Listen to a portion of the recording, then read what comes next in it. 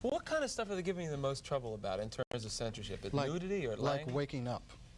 Just getting out of bed in the morning? They just have it in their minds that they want to hire somebody, but they don't want any communication made.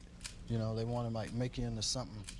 I don't know. It's like, I guess it goes into white homes. They're worried about that a lot. What do they? Yeah, you know, it's funny. Gwen Barrett, our associate producer, or sometime producer, is black. You know, and Carmen Matias is Hispanic. You have to be colored to be on television. You can't, yeah, colored. Yes, you can't be black. You have to have a little colored in there, just a taste. Tad. Yeah, just to keep it interesting for America. Yeah. Well, she said, we were talking about your humor, that your humor offends white people, and I'm not that easily offended. Like, I'm not coming from a spot where Richard Pryor is going to offend me. I think you have humor that makes us see a lot of the truth and laugh at things we wouldn't normally laugh at. I think that's part of what you're doing. I think so. What do you think that these executives are afraid you're going to do to white America? Probably stop some racism. Stop racism?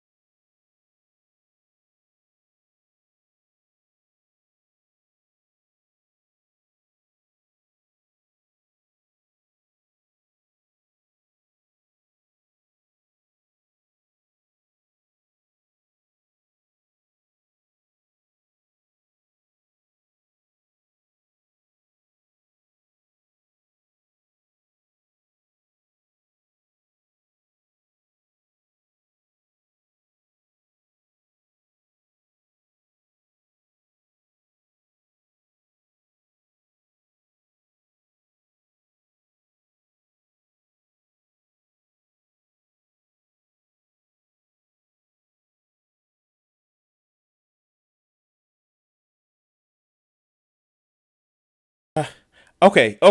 Wow, you guys could have told me. You could have told me that I was muted. You could have told me I was muted. I didn't know I was muted. Wow, okay, yeah, let's do this over again. Hey everybody, it's Crimson. It's been a long fucking week. I am tired. I am tired as shit. Even though I took my customary nap after work today, I am tired as shit.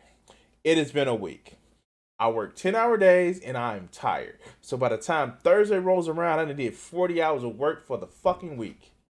Yeah. This is yeah. So excuse me for me being fucking tired.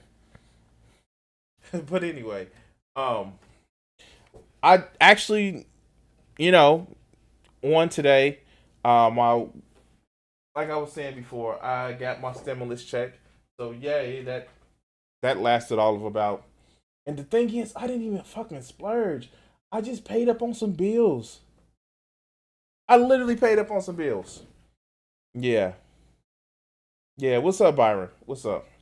No, this is just gonna be a chill stream. I am going to get into some gaming soon, and I may just do like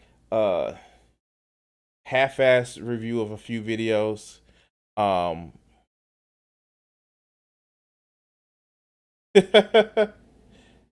No, that's fine. Like, that's fine.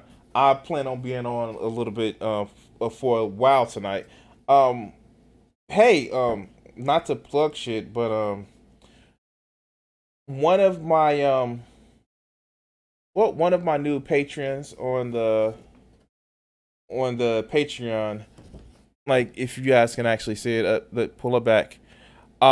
This is a quick little draw. It took me about an hour or so to actually do it. But for those of you guys who who support me on Patreon, $5 tier gets a quick little sketch.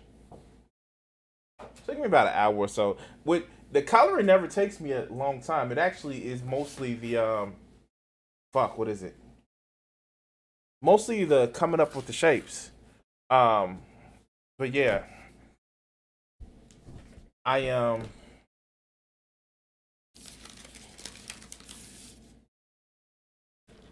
this is gonna be a chill stream. I want to actually take requests for videos a little bit later on, as far as at least to follow up on, or put in a normal rotation for the Wednesday or the Monday or Wednesday show. Oh fuck. Now, if you part of the Discord, you also see that I recently did this one. So this is one of my why is my camera off? Or is just the way I'm looking at it? This is one of the Guardians. So I actually bought a frame. If you haven't seen the Guardian picture that came from, god damn it, I was just looking at it.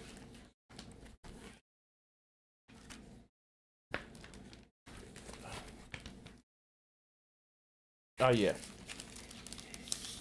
So yeah, this is the original. This is one of the original Guardians, and so I just made a close-up portrait. I probably need to go through and just like I was going through my portfolio and I need to get a new one. Oh fuck, I need to get a new one because this one is just like full. Like this one I fucking love. Awesome. It's shit, man. Yeah. I probably have an affinity for drawing women. Shit. Okay. Oh shit. Oh god damn it. God damn it. I have issues. Oh yeah, why am I putting this up? So yeah, I actually went to Michael's today and got some frames. Which is always good because frames are fucking awesome. And I may actually hang more in the background.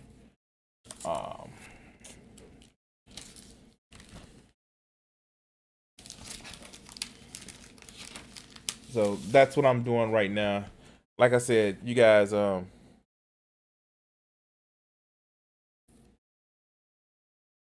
okay. What's up, Flip?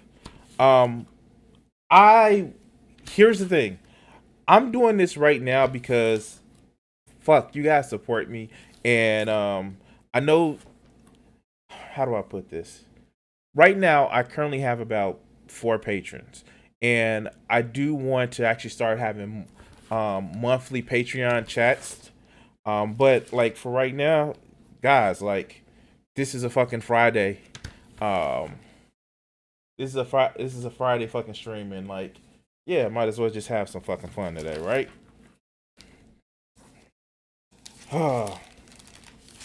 So oh yeah, something that I'm not gonna make a video clip about because I was just too fucking disgusted. Um, do you guys know that fucker? That fucker who was the Georgia area police spokesman.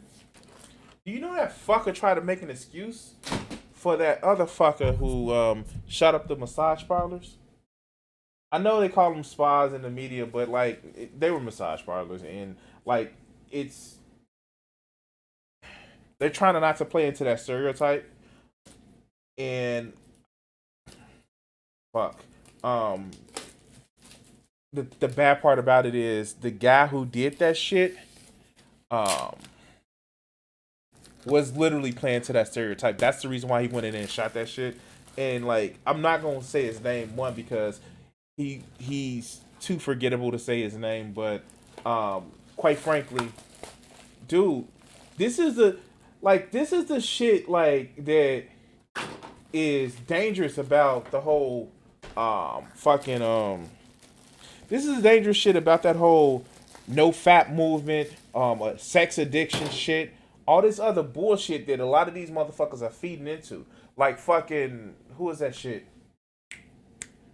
Little baby man who makes shitty sandwiches at Subway. Dumbass. I mean, John Doyle.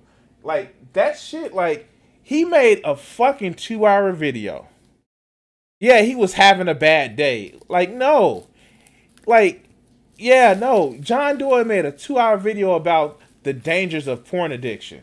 Motherfucker, you couldn't even spell porn addiction.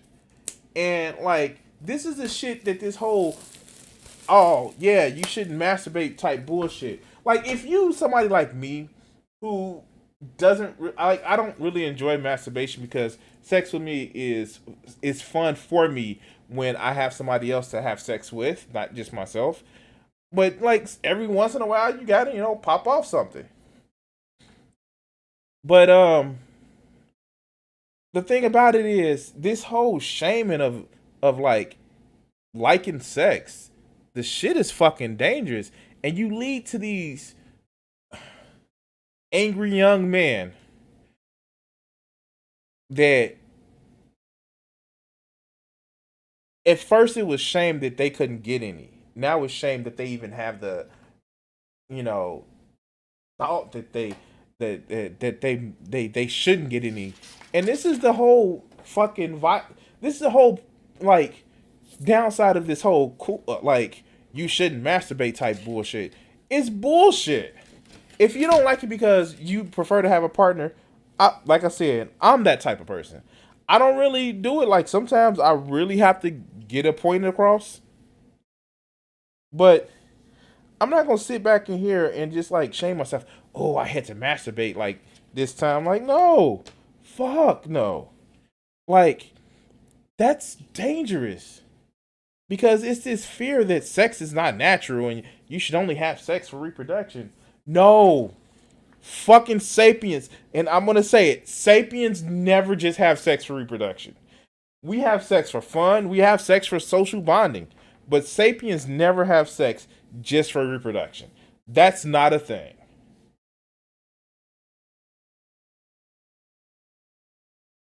Oh, yeah. No. Yo, like, and like, I've spoken against that shit too. The fact is, this fetishization of Asian women as some demure, like, petite and submissive like type. Like that's not how people work. Yes, you have some very repressed cultures where they are super repressed, but that's a stereotype. When you like, and most of these cats, okay, this is a sad thing about it. Most of these cats that fantasize Asian women, they like tsunderes. Like for real, they like tsunderes. It's not that they like the quiet little small ones. They like tsunderes. They like that bitchy. I really like you, but I'm gonna act like I hate you type women.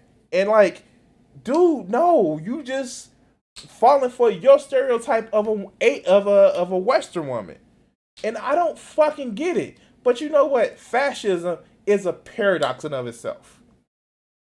It's the whole I'm scared of these people who are lesser than me, but they're lesser than me, but I'm scared of them because I'm big and strong, but I'm scared of them because fear. Fuck. Oh yeah. I guess because this is gonna be a rambling stream, this is gonna be a rambling stream. You guys knew what you signed up for when you came here today. Oh shit. Okay. Okay. I'm being fucking silly and facetious. Um. But yeah, no, fuck. Like, oh god. Like this week started off okay. Like it fucking started off okay. You had Steven Crowder getting in trouble for a 5-year-old transphobic video. You had the people that still trying to play up that super straight shit, which ironically the letter starts with SS. I wonder why Nazis like this shit. Um, shit. But then it just like all went to shit. Like, and you still like it's just fucking unbelievable. Fucking unbelievable. It makes me want to hate this fucking world. Still want to save it. Still want to do my part to save this motherfucking world. But I fucking hate it. I fucking hate it. I guess that's why I want to save it, because I hate the way the standards are right now. Alright. I cannot get these shit straight. Like, god damn it. Like, I think I can actually take the shit, but alright, so yeah, one day I'm gonna actually have to go through a catalog. I have videos on my channel where I actually have a couple different like just like a list of my portfolios. Some of my better works, some of my not so good works. I was fuck. Like I think I've actually progressed a lot within the last 5 years of me doing like art and shit.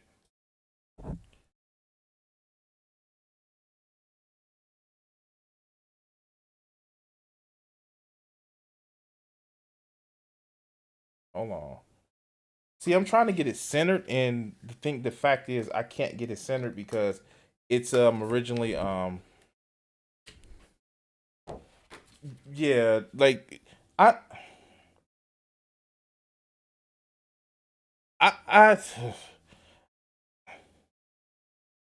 I don't know. Like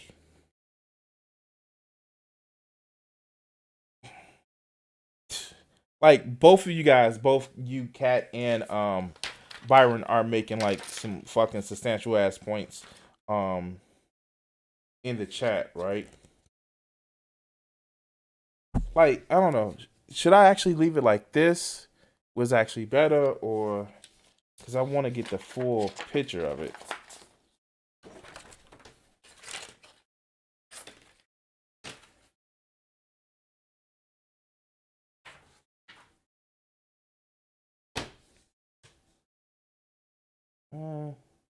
I guess I can do that.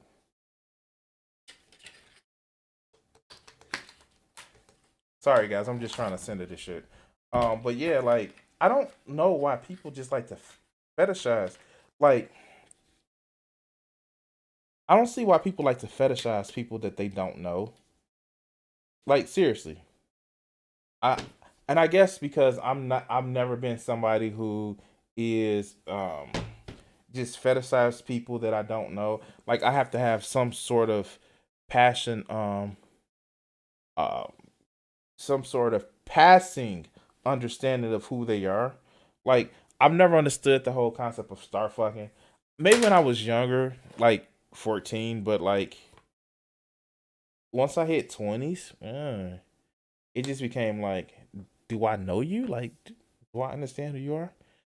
And yeah, no, I don't know. All right, so I think I get it. I think I get how I want to actually show. Um, Gotta be careful because this shit. Ta-da! There we go. All right, that's picture number one. I got about 5 pictures, so I did one. So let's do the next. Uh,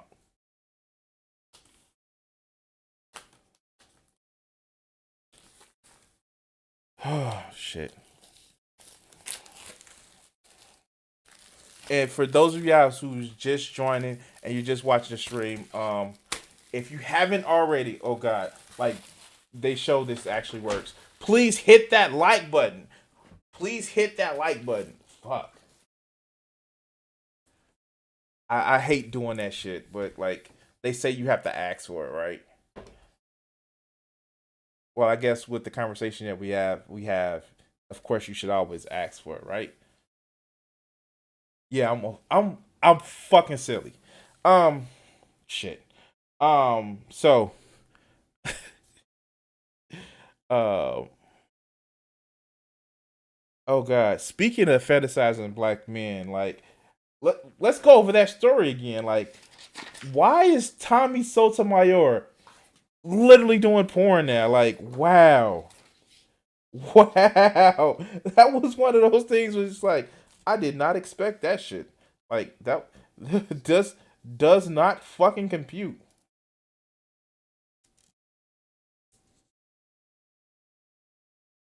Yeah, like, I think that looks well. All right, cool.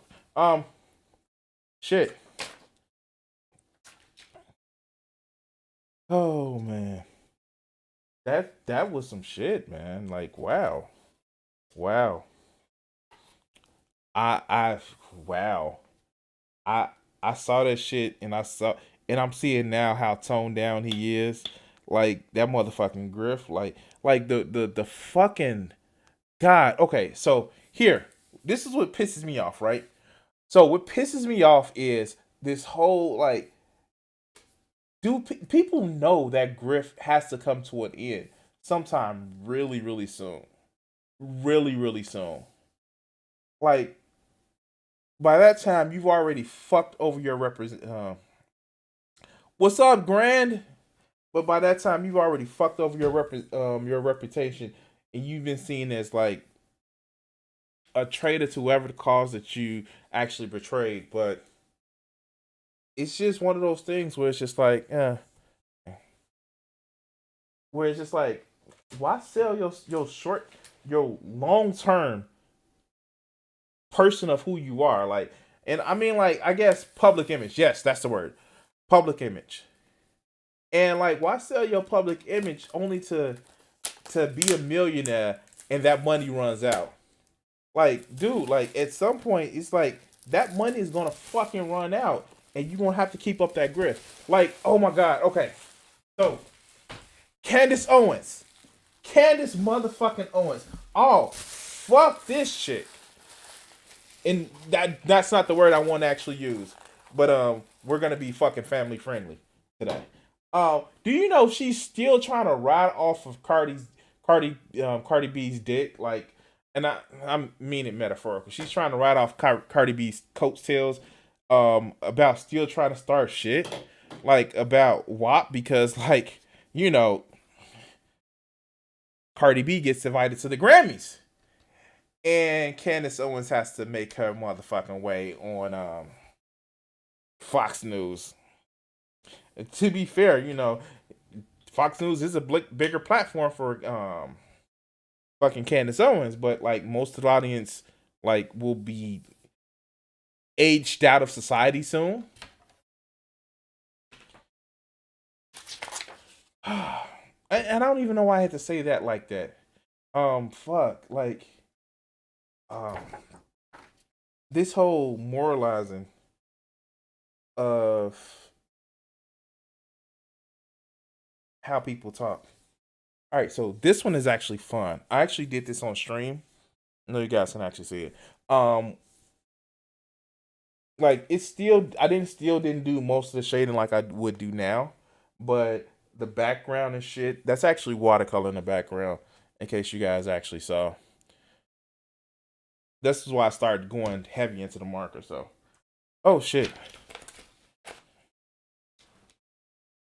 Like I said, guys, I'm just trying to do some small shit right now. If you're in my Discord, of course you can actually jump on in the stream chat. So just letting everybody know that right now. I do have Discord open. Yeah, I do have Discord open. Oh,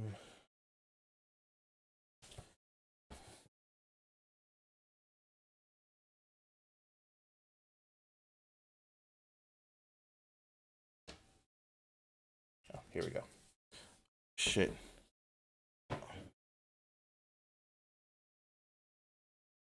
Oh, no, no, no. Candace Owens actually is married and she just had a child. Um no, no, no. No, no, no. Candace Owens is mad because she has a DAP, a dry ass P word. Or what does Coach Greg Addick say? Dry ass P sleeve. Do I have it? Yeah. Okay. Okay. So we're gonna actually show this one. When I originally did that video. Fuck. Okay. I am that asshole. But we're gonna actually do this one. I think I saw it. Or was I, cause I know I was going through my PlayStation list and I was actually cleaning some shit up.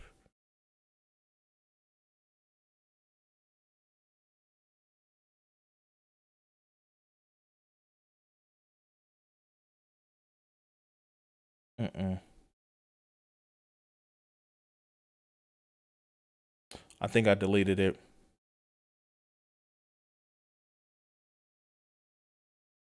Actually, I know I deleted it.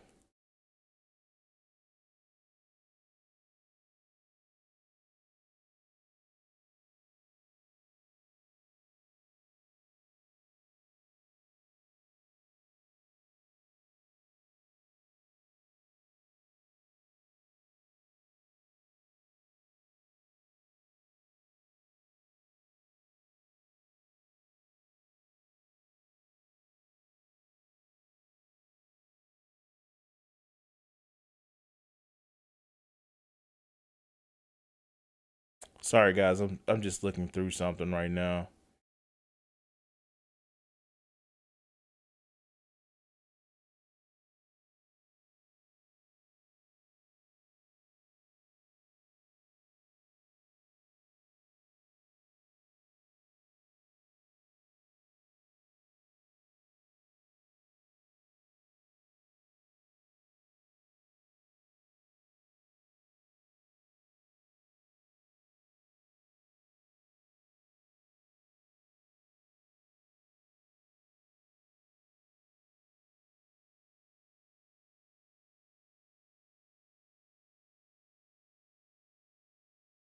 Oh, here it goes. I didn't delete it.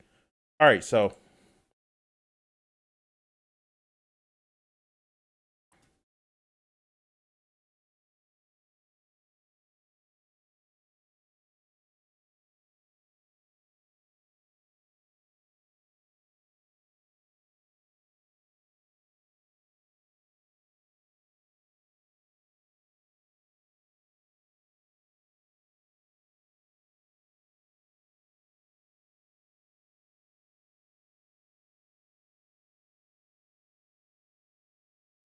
What kind of stuff Oh are you giving you the shit! most? You guys know I'm gonna reuse that thumbnail. Fucking awesome. Fucking awesome. Ha ha ha ha. Yes. All right. Time for the other ones. Shit. All right. Two more, and then let's do something. All right, two more.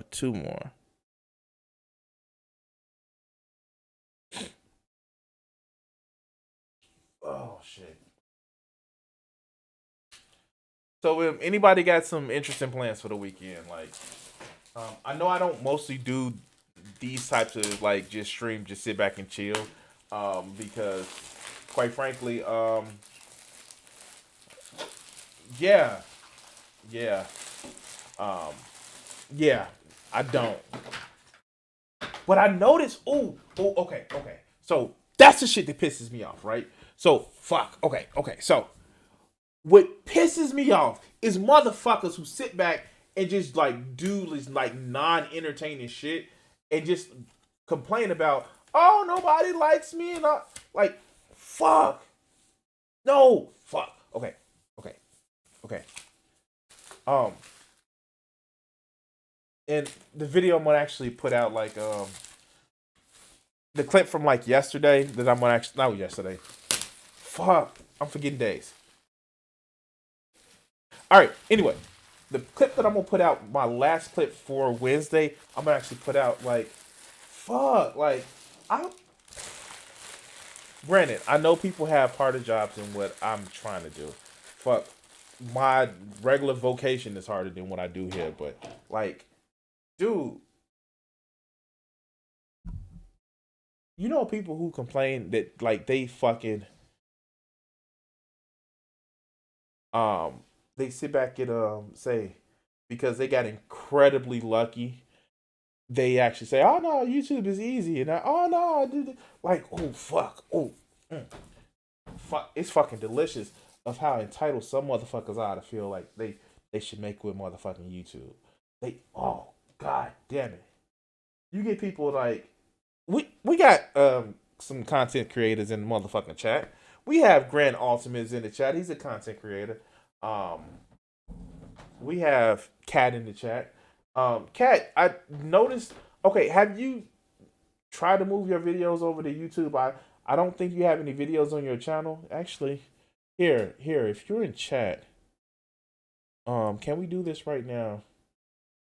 Can we do this right now? Go to YouTube.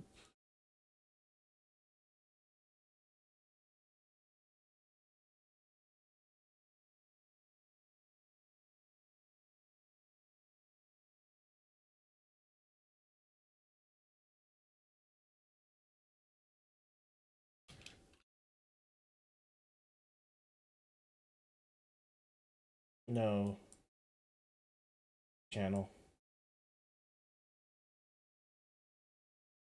Really? Which one is your channel, Cat?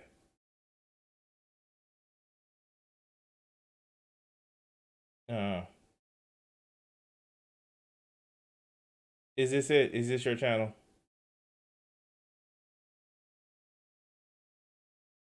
Is this your channel right here?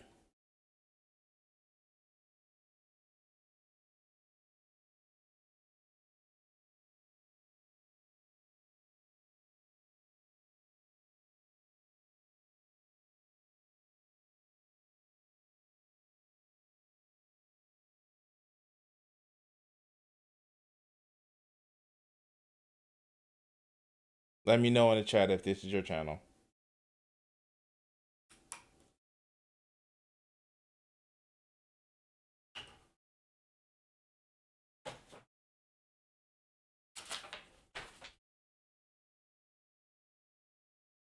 Okay. All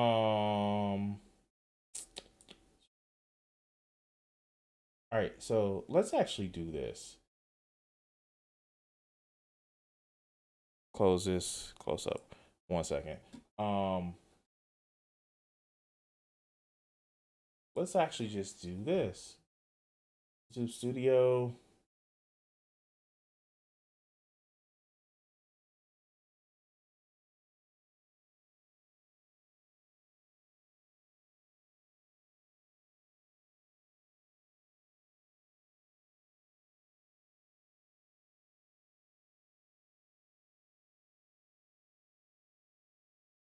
Sorry, it's taking so long. I'm actually thinking about buying a totally new computer. Um, Studio control room.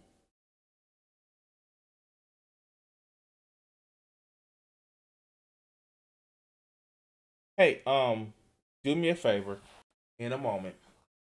Um,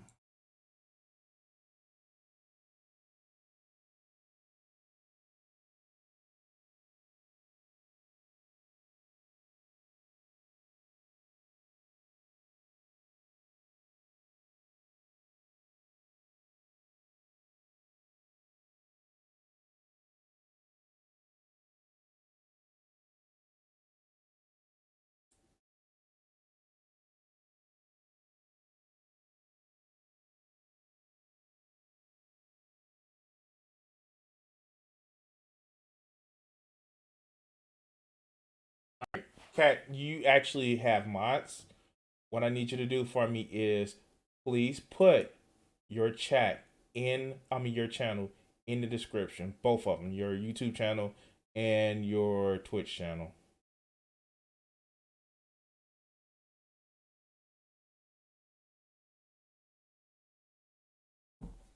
Please do that.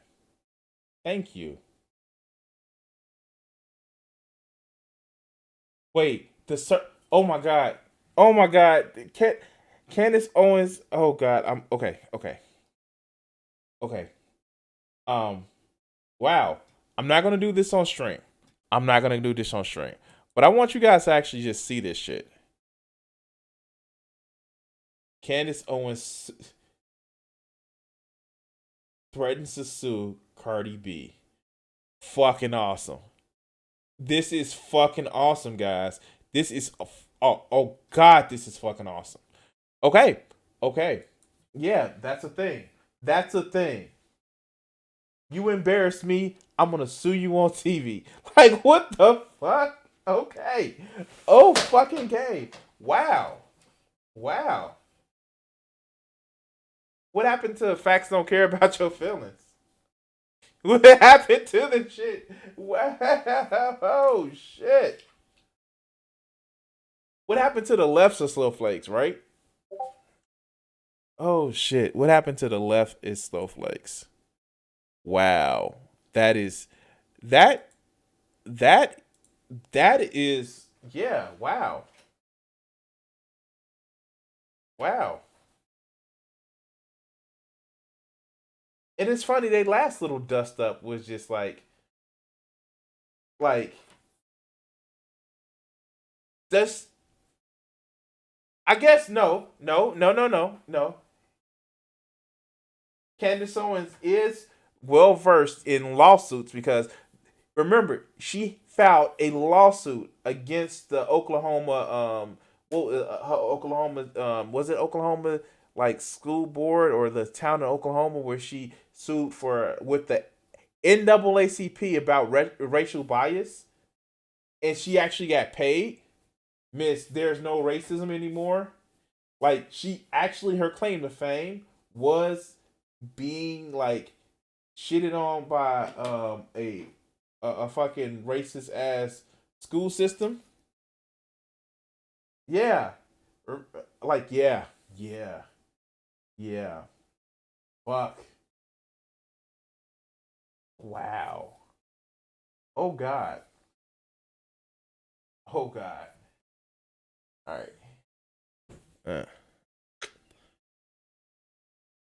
Uh, yeah. Fucking awesome. Um, one more to go. One more to go. Shit. Oh wow. That wow. Wow. Okay. That that is some shit. Wow. Whew. Wow. Yeah, of course it only applies to libs. Of course.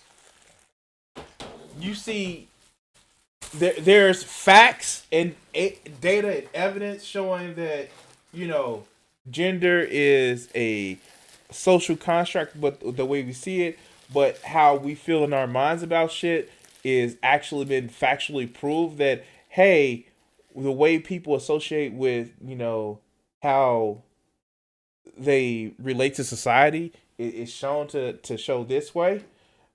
Those facts are inconvenient for them motherfuckers. But yeah, they just feel icky thinking about trans people. Ooh, for some reason, trans people are icky. Like the fuck? Look, one of the defining ways that I was like, yo, like one of the defining ways that I was just like, yo, what does it bother me to know trans people is like one, I'm gonna say it. There's nobody in the motherfucking world that's gonna tell me how to be me. Nobody. Nobody will tell me how to fucking be me. Nobody. So why would I impose that shit on somebody else? Like why? Why would I oppose me being me on somebody else? It makes no motherfucking sense. Or you know what I mean? Why would I oppose me expecting somebody else to be whatever I fucking want them to be on somebody else? It makes no motherfucking sense. I'm sorry. You ain't gonna do it to me, so why the fuck would I do it to you? Dude, like, and then the whole thing about, people, they should be straight and cis and all that other good shit. Like, nobody tells me that hey, you can't be straight anymore. Like, fuck? I will look at them like they're motherfucking crazy. What do you mean I can't be straight anymore? The fuck is wrong with you? Wait, what? So why would I say, oh, you can't be gay? Like, oh, fuck, do you? Fuck. Like, you don't oppose on me, I don't oppose on you. It's called fucking human empathy because I wouldn't want you to do that shit to me. So why would I do it to you? Now, if that sounds a little bit transactional or a little bit like, you know, it's altruism for myself, I would admit that, but it just comes down to it like, treat motherfuckers how you would want to be treated. Like, seriously. But a lot of people don't think that way. They're fucking little petty authoritarians. And shit, I hate to say it, there are people on the left that are fucking petty authoritarians. There are. Just like there are people on the right. And I don't see why. If your ideas are so fucking great that you're fucking right, then you don't need to be an authoritarian. It's just people will naturally gravitate to what it is that you're saying. But when you have to be an authoritarian in order to get your beliefs correct, there, yeah, looks good. That lets me know if your ideas have to be pushed to the fucking point of a sword. That lets me know that your ideas are kind of fucked up. For real. Oh, you have to do this for society. What in ever God's green fucking earth that you have to do, that you have to push to the point of a sword, you have to use force. Hell, I even say it for fucking racists. You shouldn't have to beat conservatives or be violent to conservatives. No. Hey, when people don't want to associate with you or your fucked up ass, constrictive ass, authoritarian ass beliefs, you know, there's no force needed. Now, you can make an argument that singling out human beings to be by themselves is a form of social, not physical, but social violence, and that can be made an argument. But these are also the same type of people that feel that um that shit is not real. All right, fuck, I did it. I got a task done in a reasonable amount of time. Fuck, I'm proud of myself. Yay. Oh god, I fucking have issues. Oh god. Hey, want to do a quick review of a video? Now, um, this isn't me taking down the video. I don't. I want to actually say this because I actually like this cat's channel. Um, I really do like this cat's channel, and I don't want to seem like I'm just talking down about it. But let's actually address this one channel. Hold on.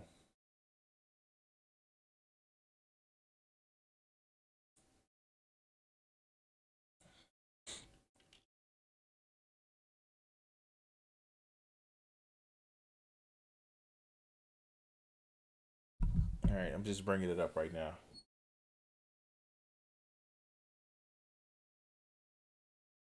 Let's settle this. Just you. All right, so hold on. From Sarah G. Darty's article. All right, so somebody asked me to actually review this on stream, and I might as well do it. And again, this isn't a takedown. It's just more of a what I see wrong with this video. So we're gonna actually just cover it.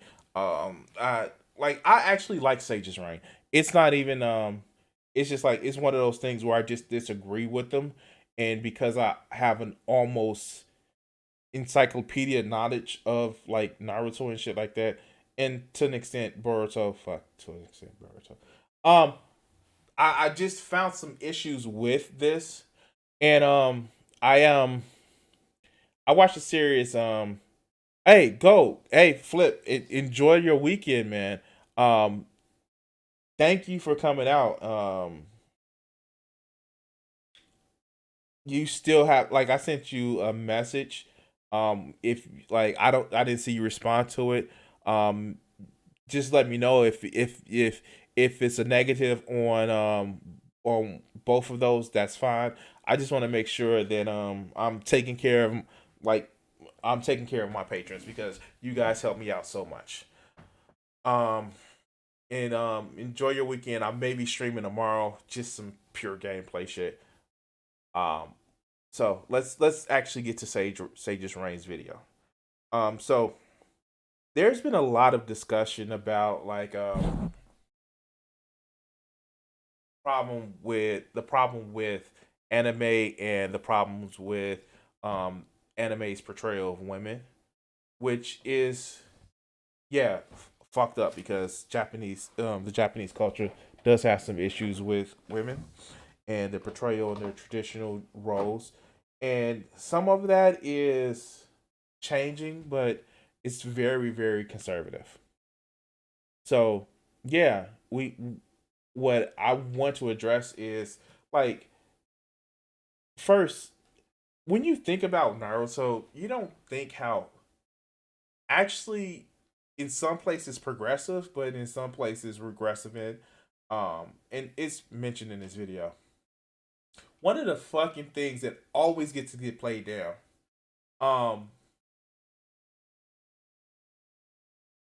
And I find it fucking hilarious. And even in Boruto they mention it. What is funny is that most people don't give Naruto credit for like Orochimaru. Now I know you're saying like Crimson, what do you mean? Orochimaru is like a openly trans character or non-binary character in the series. When he's first introduced, you see him as how he's presented himself, but he's really in the body of a woman. And then you see him later switch to the guy that he took over when he couldn't get Sasuke in time. And even further on into Naruto, and I actually made a clip and put it on my Facebook. Like, you actually hear him talking with Mitsuki, and Mitsuki was like, "Hey, are you my mother or father?" And Orochimaru was like, "Does it fucking matter?" And then they have the conversation again. He was like, "Sometimes I've been a man, sometimes I've been a woman, sometimes I've been things out of this world. But all that matters is I'm your parent that cares." And it's just like, fuck. Like, and it's just a passing comment, but it's just still more like, it doesn't matter. Like, it matters who you are, not what set of genitals you have. And that's his whole philosophy, because he will always be Orochimaru. Doesn't matter. And I just find that fucking funny that, like, people never actually pay attention to that because they think it is just some off-brand joke. When you also look in the Japanese and you actually look in the characterization, not so much in the English voice actor, but he is more non-conformity to the binary of the genders than anything. But that's off on a different topic. But like, yeah, let's go into this video. All right, Kat. In this series, if you can't offer love or healing to the men, what is your value? Hold on, let's go back. In this series, if you can't offer love or healing to the men, what is your value? Because you'll never be as strong as them, so forget about that. So just in that one opening about the whole video is kind of misleading. Like, people think of, especially they think of the two main characters that everybody always go to of Naruto, in Naruto, of Sakura and Hinata. Now, what I'm going to talk about isn't going to be some apologetics for the way the series is written, because some of the writing was fucked up, but I think a lot of this characterization is made from, some of it's made from fillers, some of it isn't made from the canon stuff. You'll see when I get there. So let's go. Naruto's biggest weakness is not respect for elders or time-honored values, but rather it is its astonishingly anachronistic gender roles. Its representation suggests that men are men and women are women, and that they differ naturally in regard to aptitude and vocation. Okay, so that's like the first fuck up that I see. Like, no. Okay, so some of the strongest characters that are not reincarnations of gods are literally women. Hey, who was the fifth Hokage? Like, seriously. Okay. Well, she was a healer. No, she was a fucking monk. Like, if you remember, like, the Final Fantasy classes, she was a fucking monk, and she was just the take of the group. But let's go. This is a line from Professor Yukari Fujimoto's insert in the study Manga's Cultural Crossroads, edited by Jacqueline Berndt and Bettina Kummerling-Maybauer. And it is a line that perfectly encapsulates some of the issues of how the women in Naruto are written. From Professor Fujimoto's findings, she states that Naruto's female readership compared to male readership was much lower than opposing manga, specifically comparing Naruto to One Piece. This can be attributed to its poor treatment of its female characters and how rigidly they adhere. Alright, so Ino, yeah, no, fuck that. Like, Ino was a bad character. I'm gonna be honest with you, Ino was a bad character. She was the every stereotypical, like, teenage girl. She was. Like, okay, I will give you that. And that actually is one of my reasons why I think people felt that Sakura was bad, because Sakura didn't have a duality. And so let's actually just address this, the couple things. There is a duality that is in all of Naruto's writing. Even in Boruto, there's a duality that pops up everywhere. So the duality of Naruto and Sasuke. The duality of, and spoilers, Kakashi and Obito. The duality of Naruto and Kurama. The duality of Naruto and fucking Gaara. There is a duality with all the characters. The reason why a lot of characters stand out, because they're shown to have a duality. Not somebody who's equal and opposite, but somebody who is equal and slightly different. But let's go. Here to antiquated gender roles. In a world of fiction where foxes are sealed into stomachs of ninja and shinobi have the ability to control aspects of time and space, the women were always one step behind compared to the men. Now, and this is one of the things that fucking, like, okay, so if you actually, like, this is one of the things that kind of, like, he's using this as a comparison to, well, Hinata was behind Neji, where it was just like, no, that wasn't the standard that Hinata should be measured against. Neji was set up as a duality to Naruto. That's just like, that's the thing. Like, it's discounting the actual story aspects just to say, like, well, no, because she was weaker than Neji, then she, it's downing women. And it was also shown, like, and I understand that, like, most people think, like, how do I put it? Unlike a lot of other manga writers, Kishimoto actually did have a long-term plan. And this long-term plan was to make Hinata like Naruto's, love interest. Now, was it done poorly? Because, oh my god, if it was Naruto-kun, like, yeah, like, it was done very poorly. But it was also to show the duality of Naruto and Hinata. Naruto was this brash, like, I'm going to do it no matter what. Like, I'm going to succeed. And she was actually brought up behind him to actually show that he can inspire people. All of her interactions, except for the one in the academy, was he is inspiring her. Because remember, the story is supposed to end with him actually being Hokage. So he was an inspiration to her. But let's go. this obviously is not anything new or groundbreaking, but I wanted to talk about it, so I am. I want to look at the women of Naruto through two lenses. A shorter look at these aforementioned gender roles, and then focusing on Sakura and Hinata, while also glossing over all of the other women of the series and how they are depicted in this story. I'll be using Fujimoto's findings and others to frame this dialogue. I think it's also important to... Okay, so you want to actually... Let's kind of go back here. Let's go back. Where was she at? I fucking missed it. Let's see if I can find it. Glossing over all of the other women of the series and how they are depicted in this story. I'll be using Fujimoto's findings and others to frame this dialogue.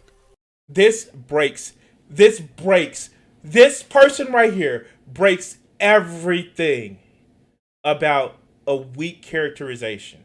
This person right here, Tsunade, breaks everything about the weak characterization of man. Here, this breaks it. This breaks it. And I'll get into why it breaks it. But let's go. I think it's also important to say that if any of these characters are your comfort characters or you find inspiration in them, or you just like them, this isn't meant to tell you that you shouldn't, because all the more power to you. Oh, yeah, this is another character that breaks it. Like, this is a character, this right here is a character that breaks it. Yeah, Naruto was an idiot. I wouldn't say he's an idiot. And that's another thing that I think a lot of people actually mistake.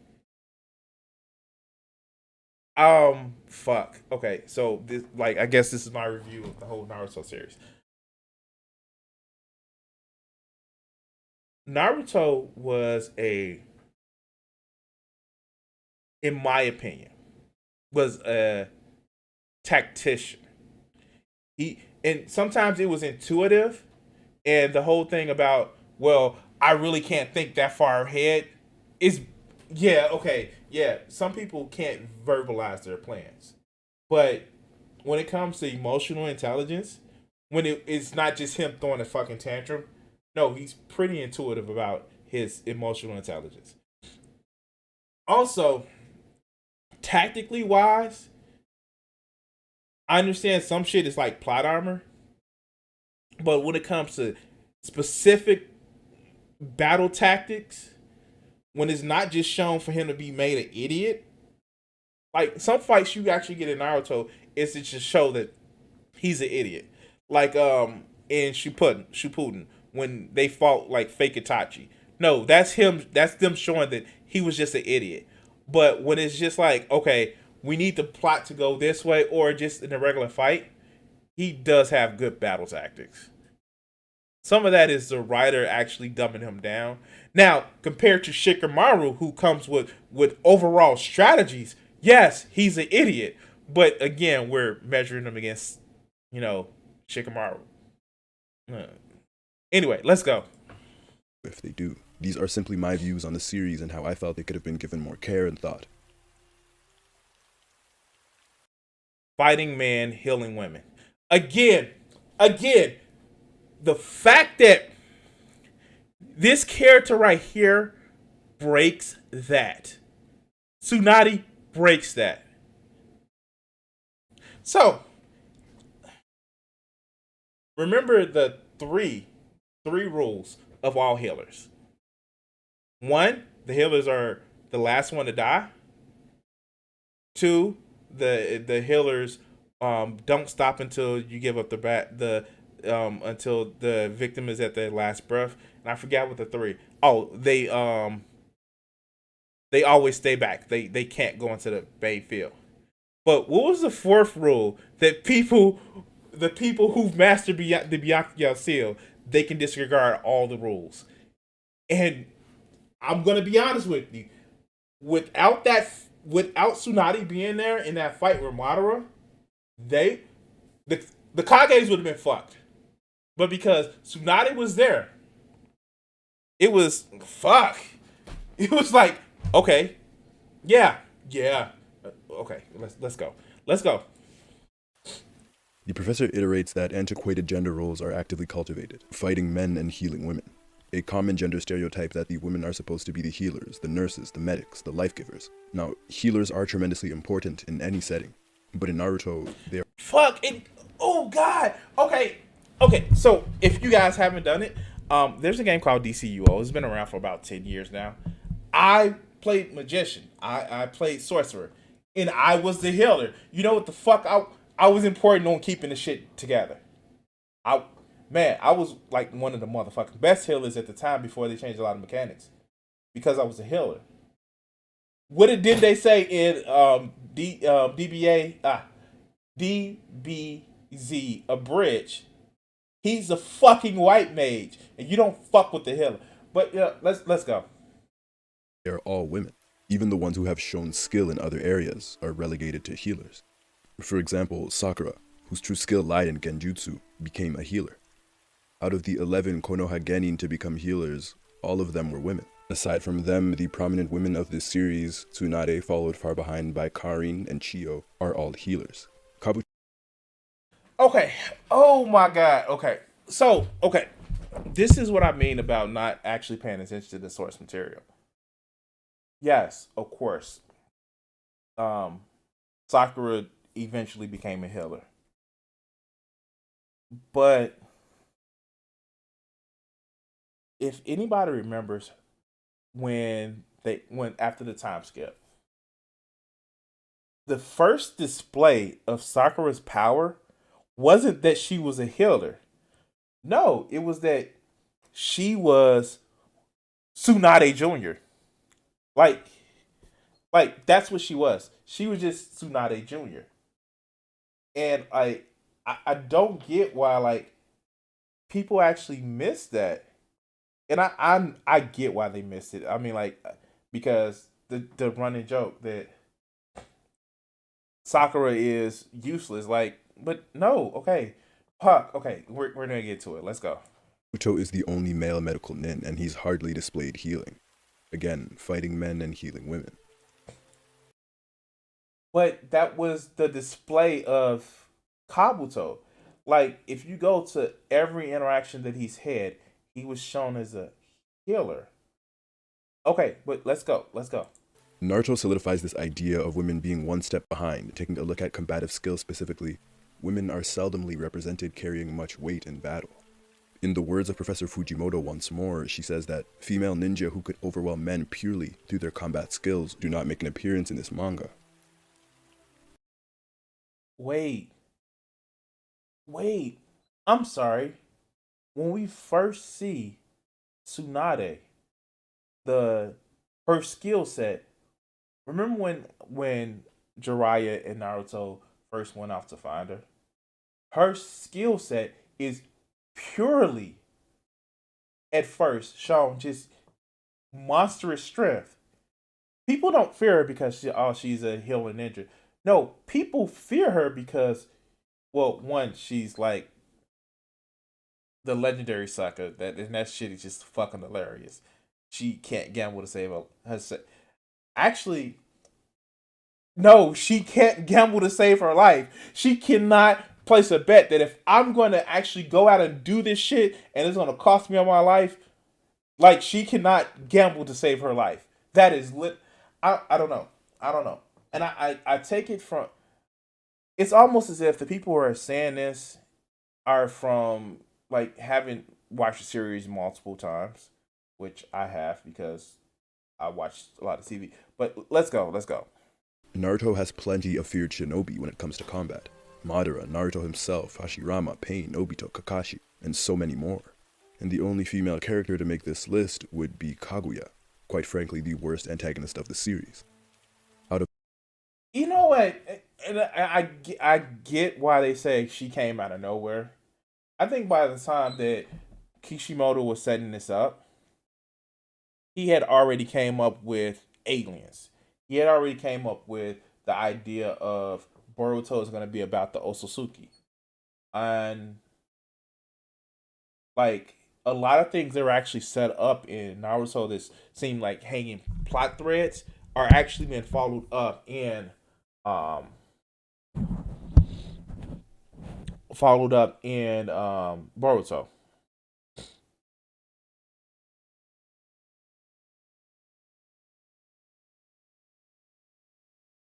And the thing about it is, I actually haven't seen that one, but it's just like I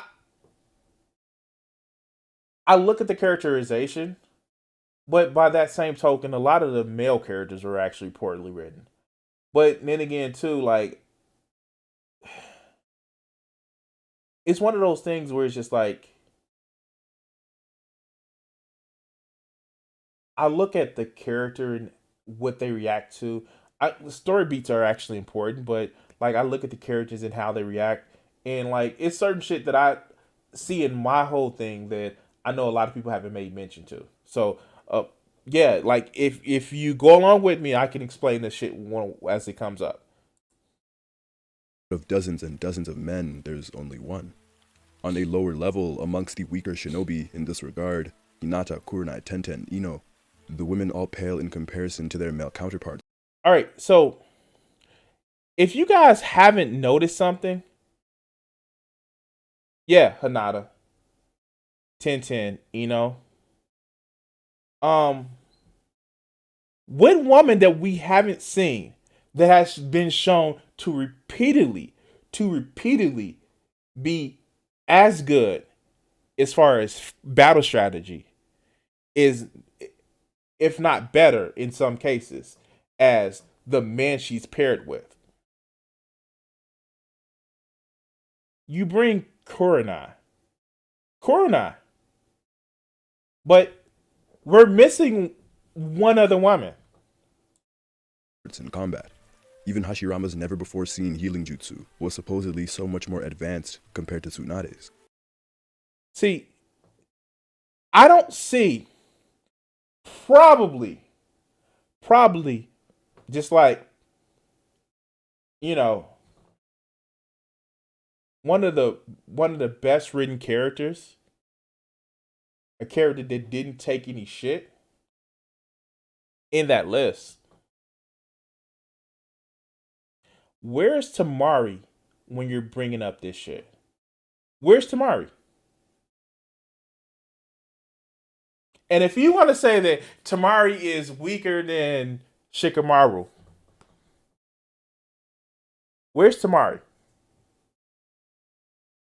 Now you can say that all she doesn't show is the intelligence that Shikamaru does, but yeah, okay, Shikamaru is a fucking genius. You know who else was considered a genius? Tamari.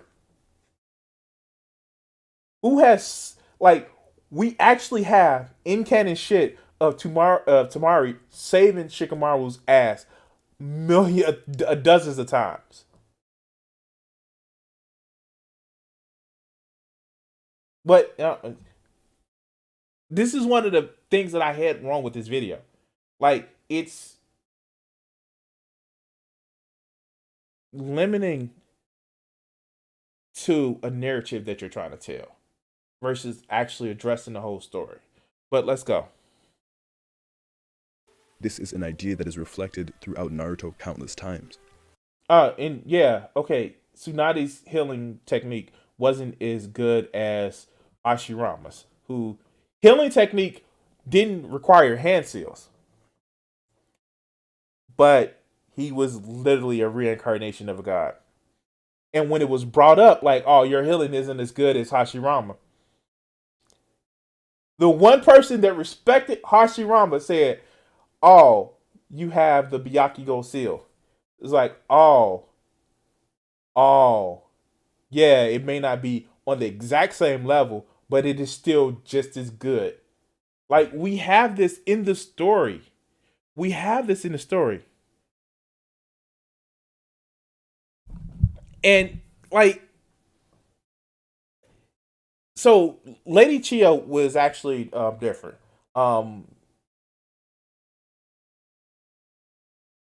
She was a puppeteer. Like, dude, like she, and a lot of things is what I think that this actually kind of this kind of misses is that there are people in Naruto that actually have more than one skill set.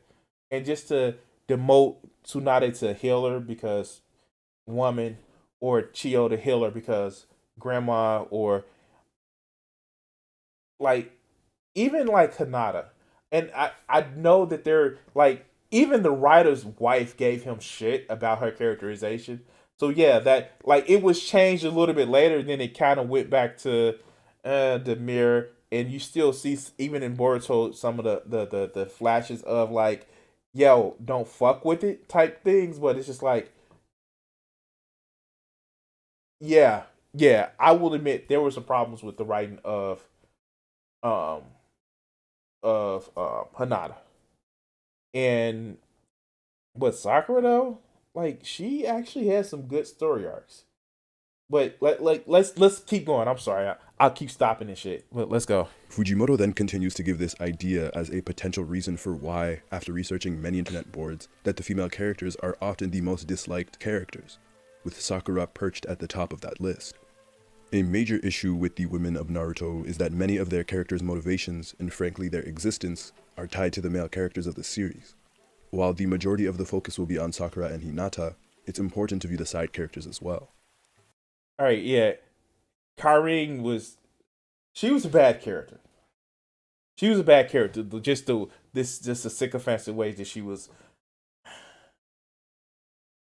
Just a sycophantic way that she went for Sasuke. Oh god. But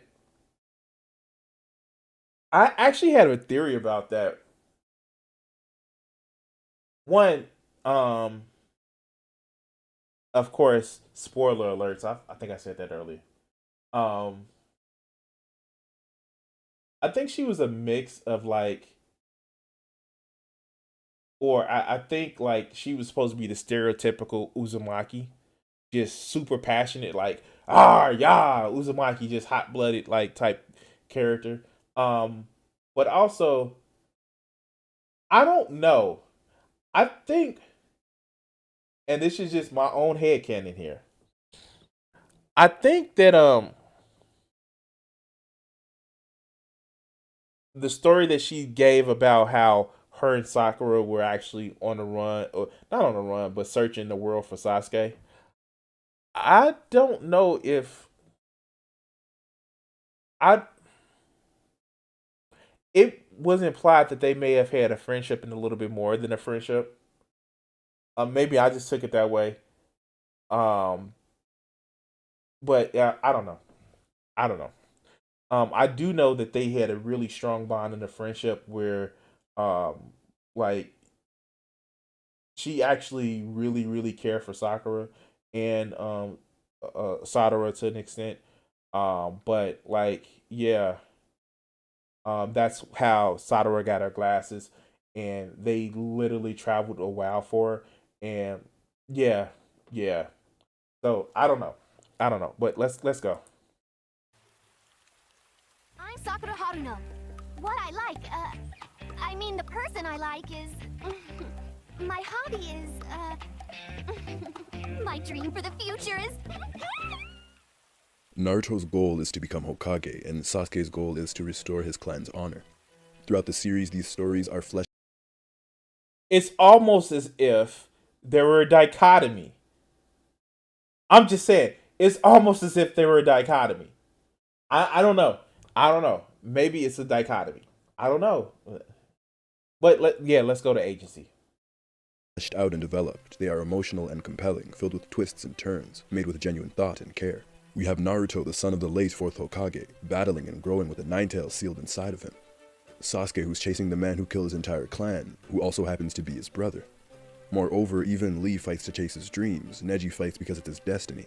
But Sakura and Ino fight for the unreciprocated love of some kid. Now, sure, it's a childish crush, but... Okay. Alright, so let's actually address this.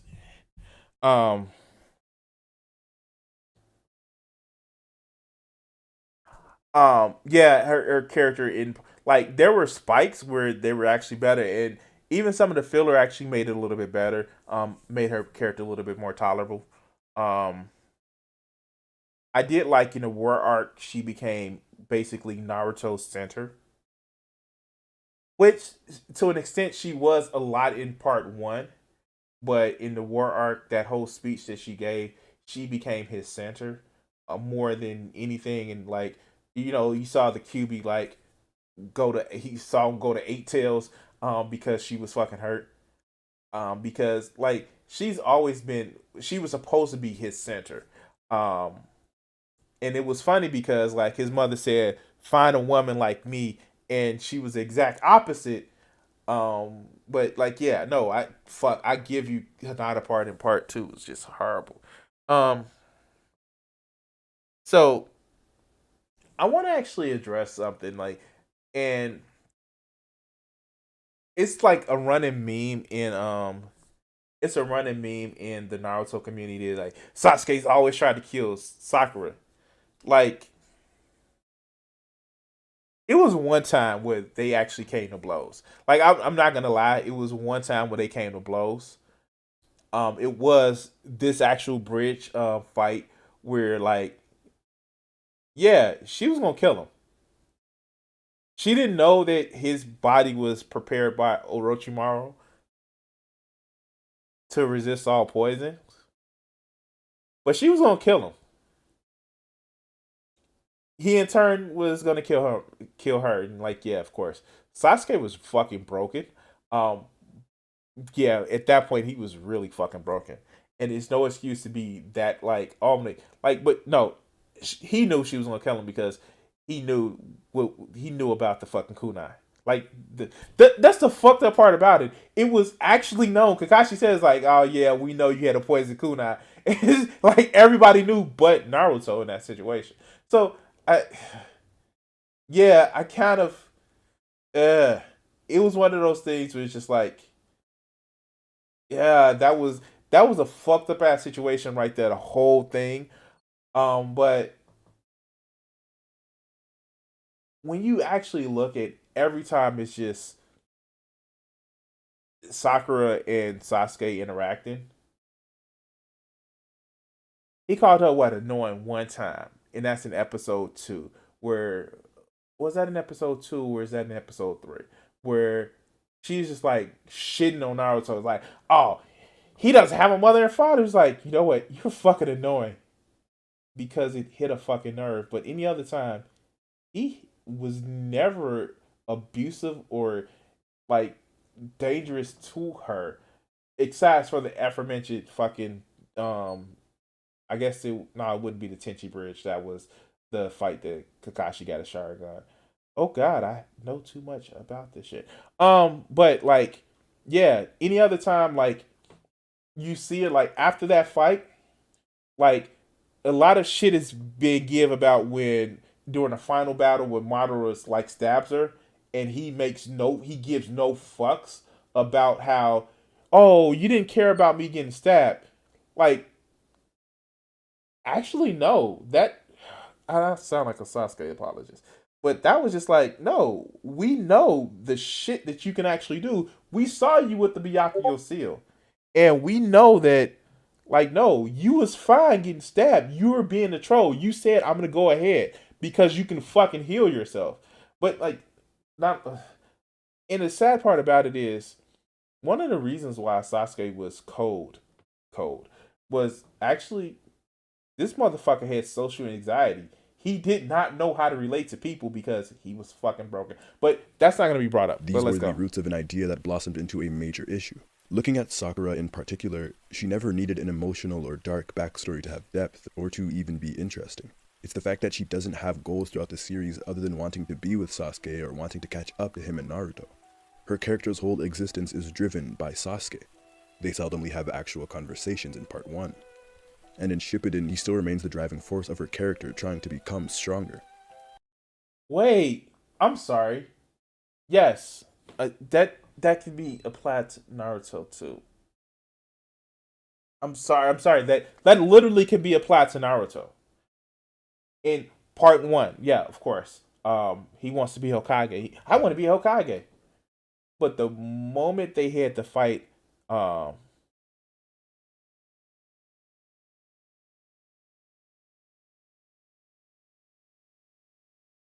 yeah, okay, I will give you that because let's be honest, Kishimoto still was trying to set up this duality because you see this duality, so it wasn't any room for anybody else. I'm gonna be fucking honest with you. It wasn't any room for anybody else with setting up the duality, and every time it was, hey, let's give some, some growth to other characters. A duality comes in. Yeah, and that's one of the things about it I want to actually address. So the part 1 and part 2, excuse me, when you actually see that part 2, that duality, what is happening? When you see that growth, what is happening? You will see a duality between Lady Chiyo and Sakura. Now, they weren't opposing dualities. No. They were literally, if Chiyo and Tsunade got along. She even said it. It was set up when Lady Chiyo was like, they're not even gonna they're gonna send some wanky dude like bullshit ass trivial medical ninja. And that's when you hear that thing about you're gonna be a better Kunoichi than your master, Lady Tsunade. And that's the thing. Naruto's in the whole universe, it's best off of duality. Hashirama and Madara, Naruto and Sasuke, Ashura and Indra, Sasuke and Itachi. And and I think like in Sakura said it in Naruto the last, you only was accepting me because you was competing with Sasuke. And he had to admit, like, yeah. Any other time, it was like, you saw the whole thing about, they really had like a brother-sister relationship, even though Naruto wanted to date her. I think if he would have got her, he wouldn't have wanted her. And actually, I know if she would have like, Naruto, I love you. He's like, stop lying to yourself. You don't really fucking want me. Like, really? Like, we have that scene. That's when, like, she lost all all love in the Naruto community. He's like, well, you know he loves you, right? And they was like, wait, no, he really doesn't. He's always, like, and then like he came up to us like, she was like, okay, I'm gonna be with you. Stop chasing Sasuke. And he was like, no, that's bullshit. Like, I don't know how clear of a picture that would actually be. They would have never gotten together. They would have never been together. I'm just saying, like, it's just, she, like, if you want to actually play that she has more of a mothering role to him, and a lot of characters in Naruto, that is a conceit that I would actually make, even for Tsunade, Tamari, and Sakura to an extent, that they have mothering roles. Like, yo, you need to act fucking right, and to the male characters who are, in some cases, fucking blithering idiots. Yeah, of course. Like, that's the conceit that you actually make with this. Not that they're healers, not that they're seen as less than men. It's like, no, that they're the stereotypical, like, they're not Chi-Chi level control the men, but they're certainly Boomer level control the men. Like, that's a conceit that you can make with this series. But let's go on. Okay, let's go. Sakura has no agency, no goals or dreams of her own if it isn't tied to Sasuke. How amazing would it have been if Sakura was given even an inkling of the thought that was given towards all of these other supporting characters? And if she was given the care that Naruto and Sasuke were given, she'd have become an ideal for other writers to pursue. Sakura is a shinobi without any genetic or special advantage. She's become strong off of the merits of her own hard work. She's proven herself. But these moments always felt fleeting. Against Sasori with Lady Chiyo, Sakura really proved herself. It felt like the beginning of actual depth to her character. It felt like she could actually catch up to Naruto and Sasuke. But she didn't prove herself again until the war. We never even saw her work towards the ability she developed during the war, not even a training montage. During Pain's assault, Sakura healed people and destroyed a summon, sure, but her defining moment during that arc was calling out for Naruto. Even Konohamaru. So, okay, alright, so, and this is what I mean, like, yeah, no, she didn't have any development during the Pain assault. I wonder why. Could it have been something else going on in the story that literally have been getting paid off about? Like, I don't know. Conflict of ideals that were happening against the peace. Like this is what I mean. Like, yes, fuck. Like, it was never designed to say, okay, this person is gonna actually play this role, and I'm gonna actually, like, we're gonna disregard the women, and you're playing the Konohamaru. Okay, yeah, cool. He got development, but you don't say that about Kakashi getting development or Choji. Like, Choji, like, was a beast in that mother. He gave crucial information. But okay, let's go. Who got to defeat one of Pain's paths. It's these moments that truly disappoint. When asking a few of my friends what they thought of the female characters of this series, a common idea was the fact that the women who are quite physically powerful constantly needed saving. They were never strong enough. They never got to die a shinobi's death on the battlefield. Wait, oh, you take the one scene where, like, and this is what I mean by this selective, right? You take the one scene where Tsunade is dealing with a fucking literal phobia. Like, okay, another thing that you can actually, like, say about the fucking series is, like, most of these people have PTSD. Fuck. Okay. And it's also set up as a contradiction. The greatest medical ninja is hemophiliac. Not feet. Hemophobic. She is fearful of blood. The greatest ninja, and then because she's reminded of somebody's willingness to go for, like, some literal tragic backstory shit.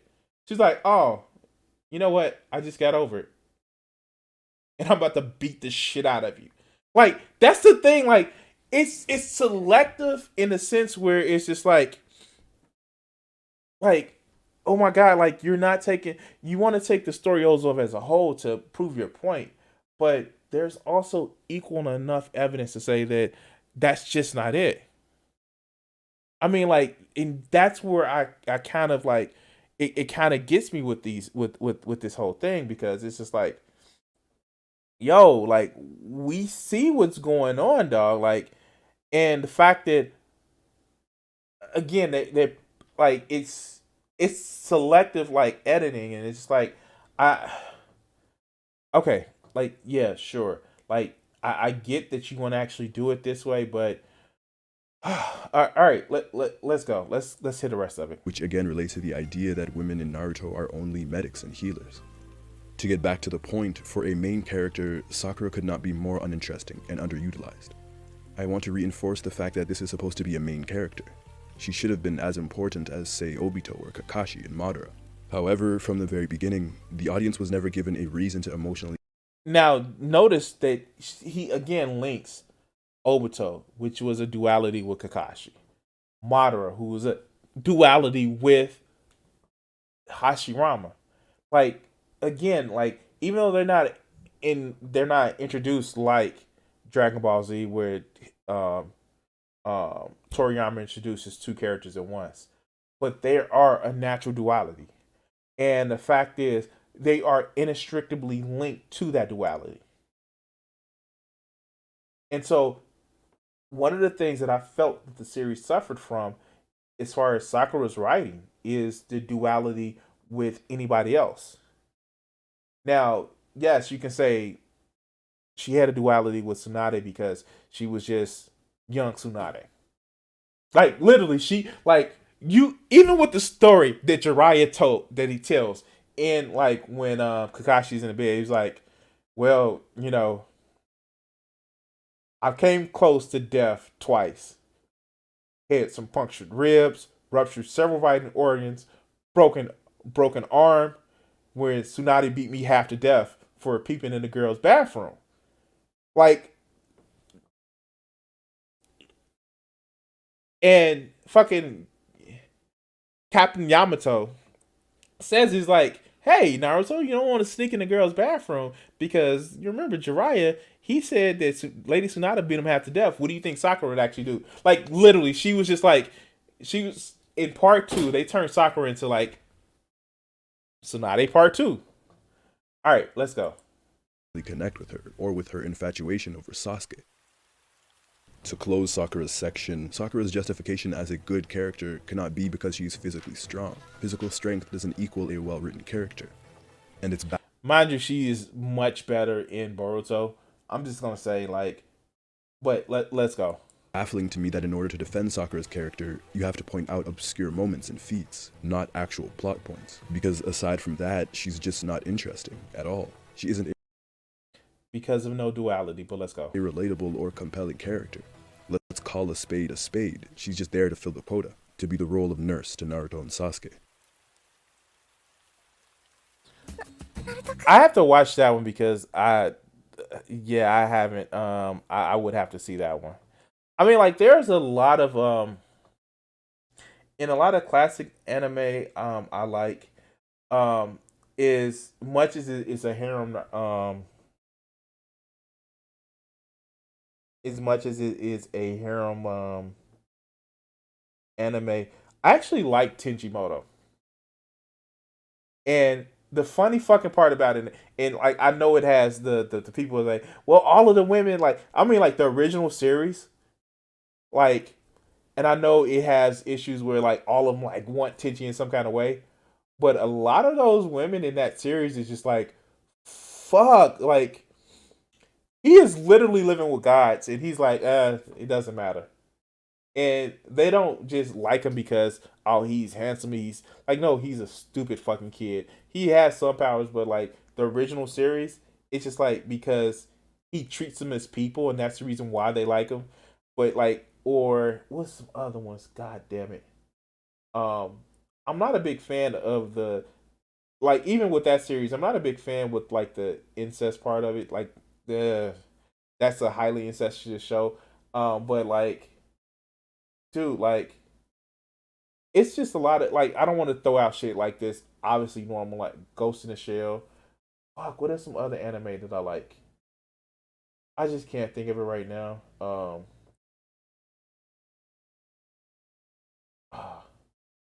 But it's just like female characters can be done right when they're not like, and I know it's a trope now, but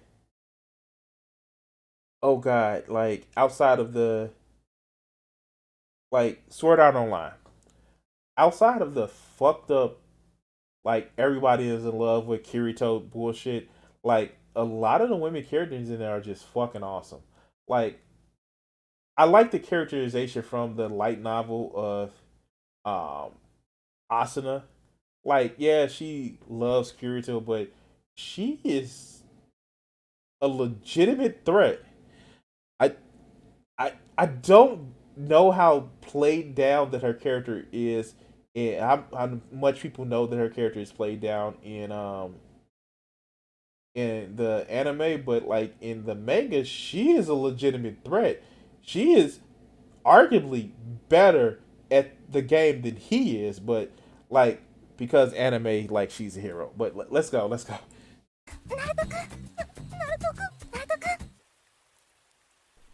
And so this is actually playing up that bullshit. Like this is actually playing up that bullshit. Like, oh god, okay.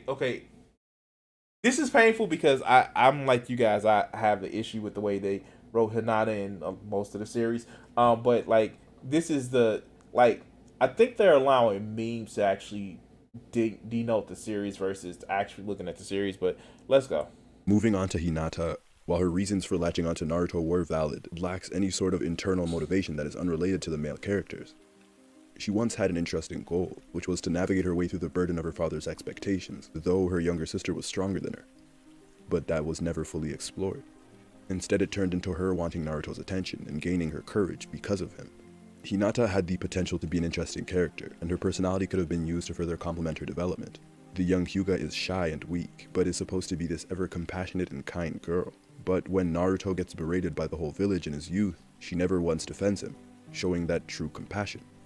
Taking it. Wait, what? I'm sorry. I'm sorry. I apologize. Wait. Well, she's kind of compassionate, but when he was disrespected as a young kid, before she actually grew her courage, she didn't break the rules. Wait, I'm confused. Okay, I'm sorry. Let's go. Chance in being Naruto's friend and saving him for a change. Instead, she becomes a character who exists to please Naruto and to further his motivation, finally being brave, and she decided to do it when he was fighting pain. But it's motivation that Naruto already has plenty of, motivation that he's had since his birth. Further, Pain had just killed Jiraiya, his sensei, but Hinata is what takes him over the edge. Suddenly, she exists now to sacrifice herself for Naruto's life. Hinata as a shinobi never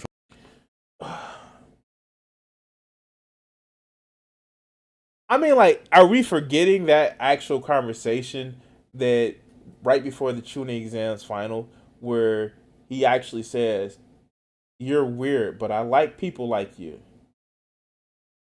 As like she's always been his center. Like even during the first exam of the Chunin exam, she's literally willing to fail to help him out. And you can write it off as saying, "Oh, she just like no, like she's like always been his center." But okay, bad writing. Like I get that it's bad writing, but just okay, let's felt go. comfortable to be on the front lines. For one of the first times we have a shinobi who actually belongs with a medical nin. I think she could have become a powerful healer, using her Byakugan to complement her abilities and to find her true strength. Instead, she's put on the front lines and Neji dies for her, reassuring the audience of her weakness. As stated. No, wait, how? Wait, no, that wasn't the payoff. Wait, no. Oh God. Oh God. Like,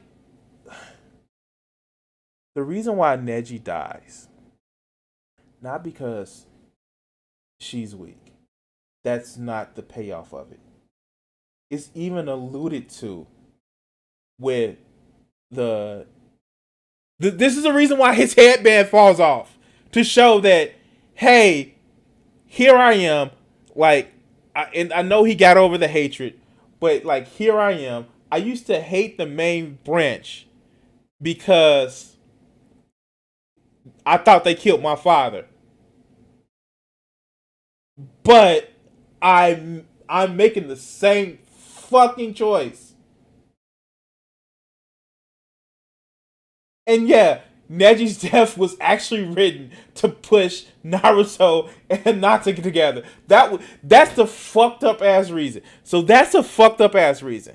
But that was the main reason why Neji died. Wow. Kishimoto even came out and said, it's like, we wanted to have a reason for Hinata and Naruto to get together. Wow. You're gonna take Neji's sacrifice and just throw it completely out the window. First, both the in-universe and both the out. Wow.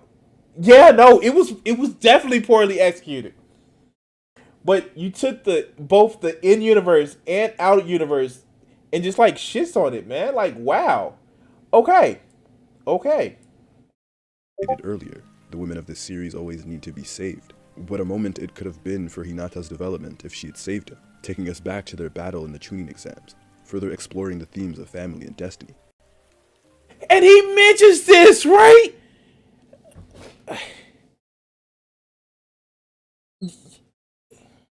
You know what? And you're right. You're fucking right. You're definitely right. If it would have been Hinata's father, that would have been actually that would have been awesome. And like,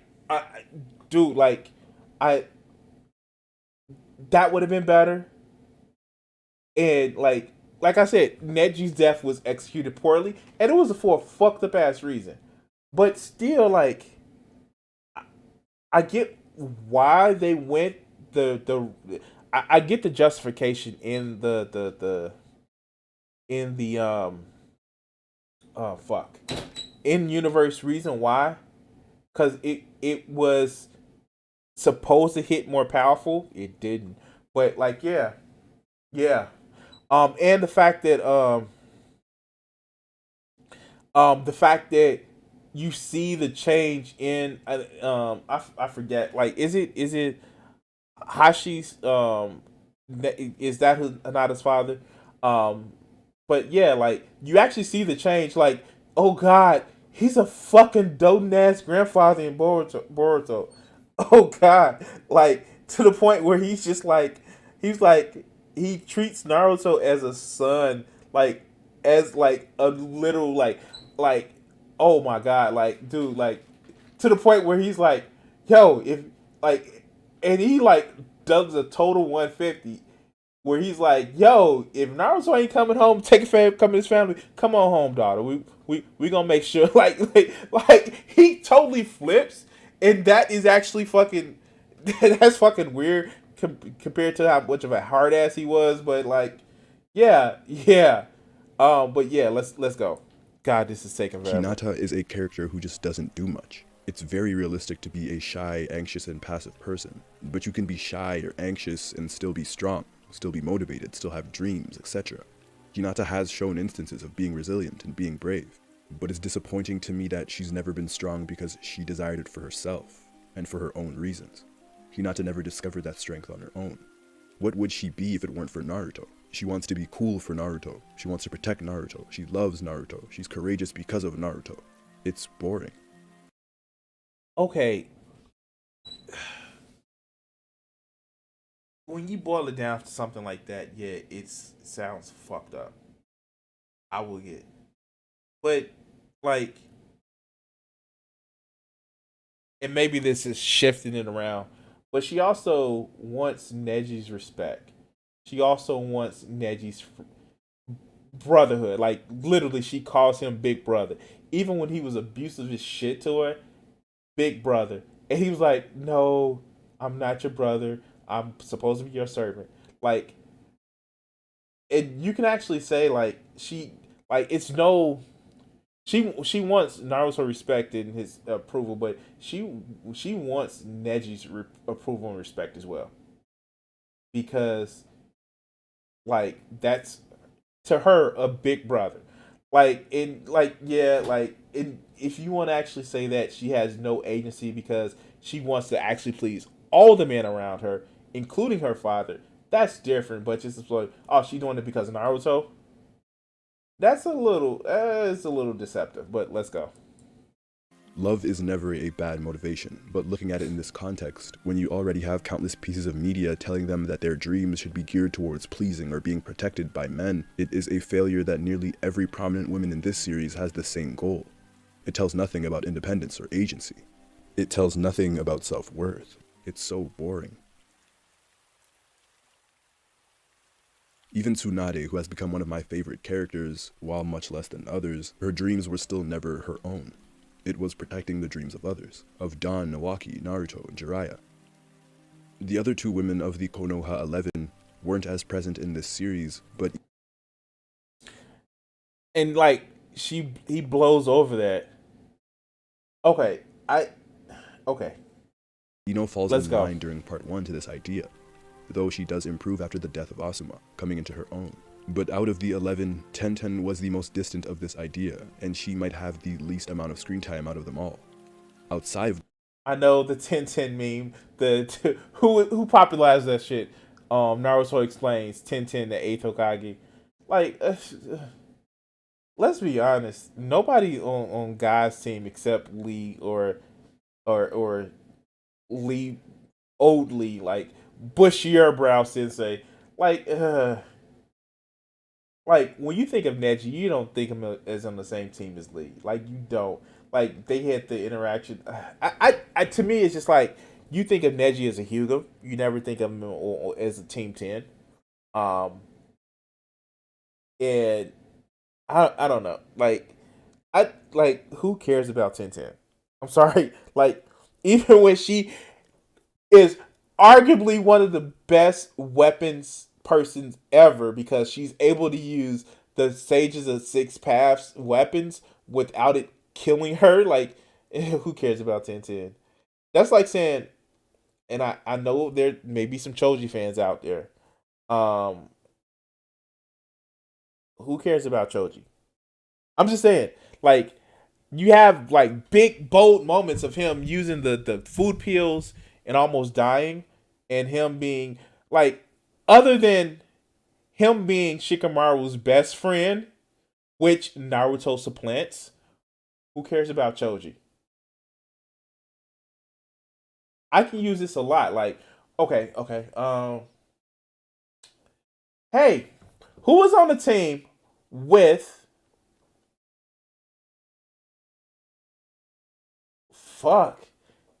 Damn, we can say the same thing about Kiba. Like, wait, we forgot about Kiba. And everybody forgets about Shino.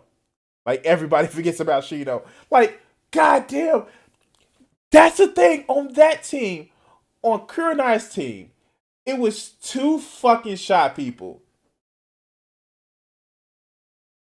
Hinata and fucking Shino. Shino didn't even get any shine in Boruto, and then even a lot of those episodes, he looks like oh god, like yeah, fuck, like oh god, I have almost encyclopedian. Okay, let's go. The Konoha 11, Temari, who was equally powerful and showed her potential throughout the series, went sorely underused. Many of the minor characters either wait, oh my god, okay, see. Okay, this is kind of like the thing. Like, it's building a narrative, and okay, let me just tell you guys something about me, and let me just do this. So, I get, like, with, and maybe because it's my viewing habits with shit, but I get what a lot of people are brought in by. And I'm not gonna say this is a purposeful gish gallop, but this is the reason why I do these videos and stuff like this. Because um, if you don't break certain shit up, it leads you to keep saying yes and yes and yes and yes and yes, and then you're starting to buy in. And I think one of the reasons why I take breaks with shit and actually analyze part by part is because in my professional life, there is a thing where you just learn, like, if you get them to say yes and yes and yes and yes and yes, it gets you to actually keep coming and keep going along with the phrase. But like, yeah, no, like I sometimes you got to break that. Sometimes you got to actually sit back and say, what are they saying at this particular point, and judge it by your knowledge. Like, even videos that people that I ostensibly agree with, even other Sage's Reigns videos that I've actually watched, just because I watch your shit doesn't mean that I'm gonna just completely actually like just take what you said without questioning. Maybe that's a different way that I think, but like, dude, we know, if anything, we know that, like, when was Tamari actually underused? When? Every time, except for one time where her brother was dying, she was never underused. Her first introduction in a battle, she fucked up 1010. Like, she fucked her up. And just like threw us like, get this trash away. Like, second battle, like, if that would have been anybody else but Shikamaru, she would have won easier. But again, she still won. Second battle, the third battle we see her with, what is she doing? She's saving Shikamaru's fucking ass.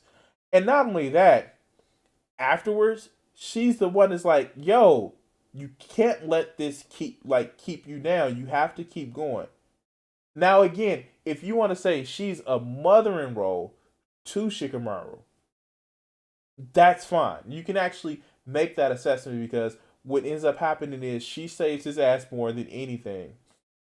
And she's like legitimately seen as a partner to his ass. Like, I like, with everything that goes on, like, she is like an admirer, but also keep him in line type shit. And also like, yo, when you need my help, I'm gonna come rescue. Like, she's literally has in the Cloud Drifting in the Wind side novel, she literally is the one who she is one of the people that saves his ass.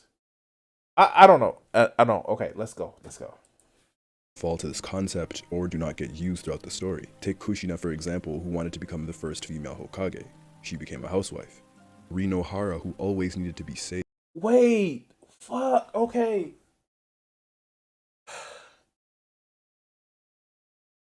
She wasn't supposed to be a main character.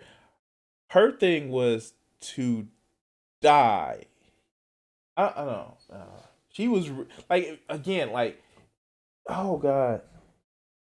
And if the story where she wasn't gonna die, like, they actually have the side plot shit where she wasn't, like, the two instances where she didn't die and she stayed alive. The one where there was the finite Tsukiyomi, like, she went back to being a ninja, and when the one where, like, it was like, what happens if she didn't die and half the nine tails are sealed in Naruto, like, she actually was literally like back to being a shinobi. Like, I okay, I'm sorry. All right, let's go. And Karin, who was just another of Sasuke's accessories. Anko, who was a student under Orochimaru but is unseen after the tuning exams. It's easy to dismiss them as minor or... Wait. Okay. Hey. You guys, one of the things that they did not actually fucking bring back was the fact that the bridge builder didn't come in and build any more bridges. He was engineer. Like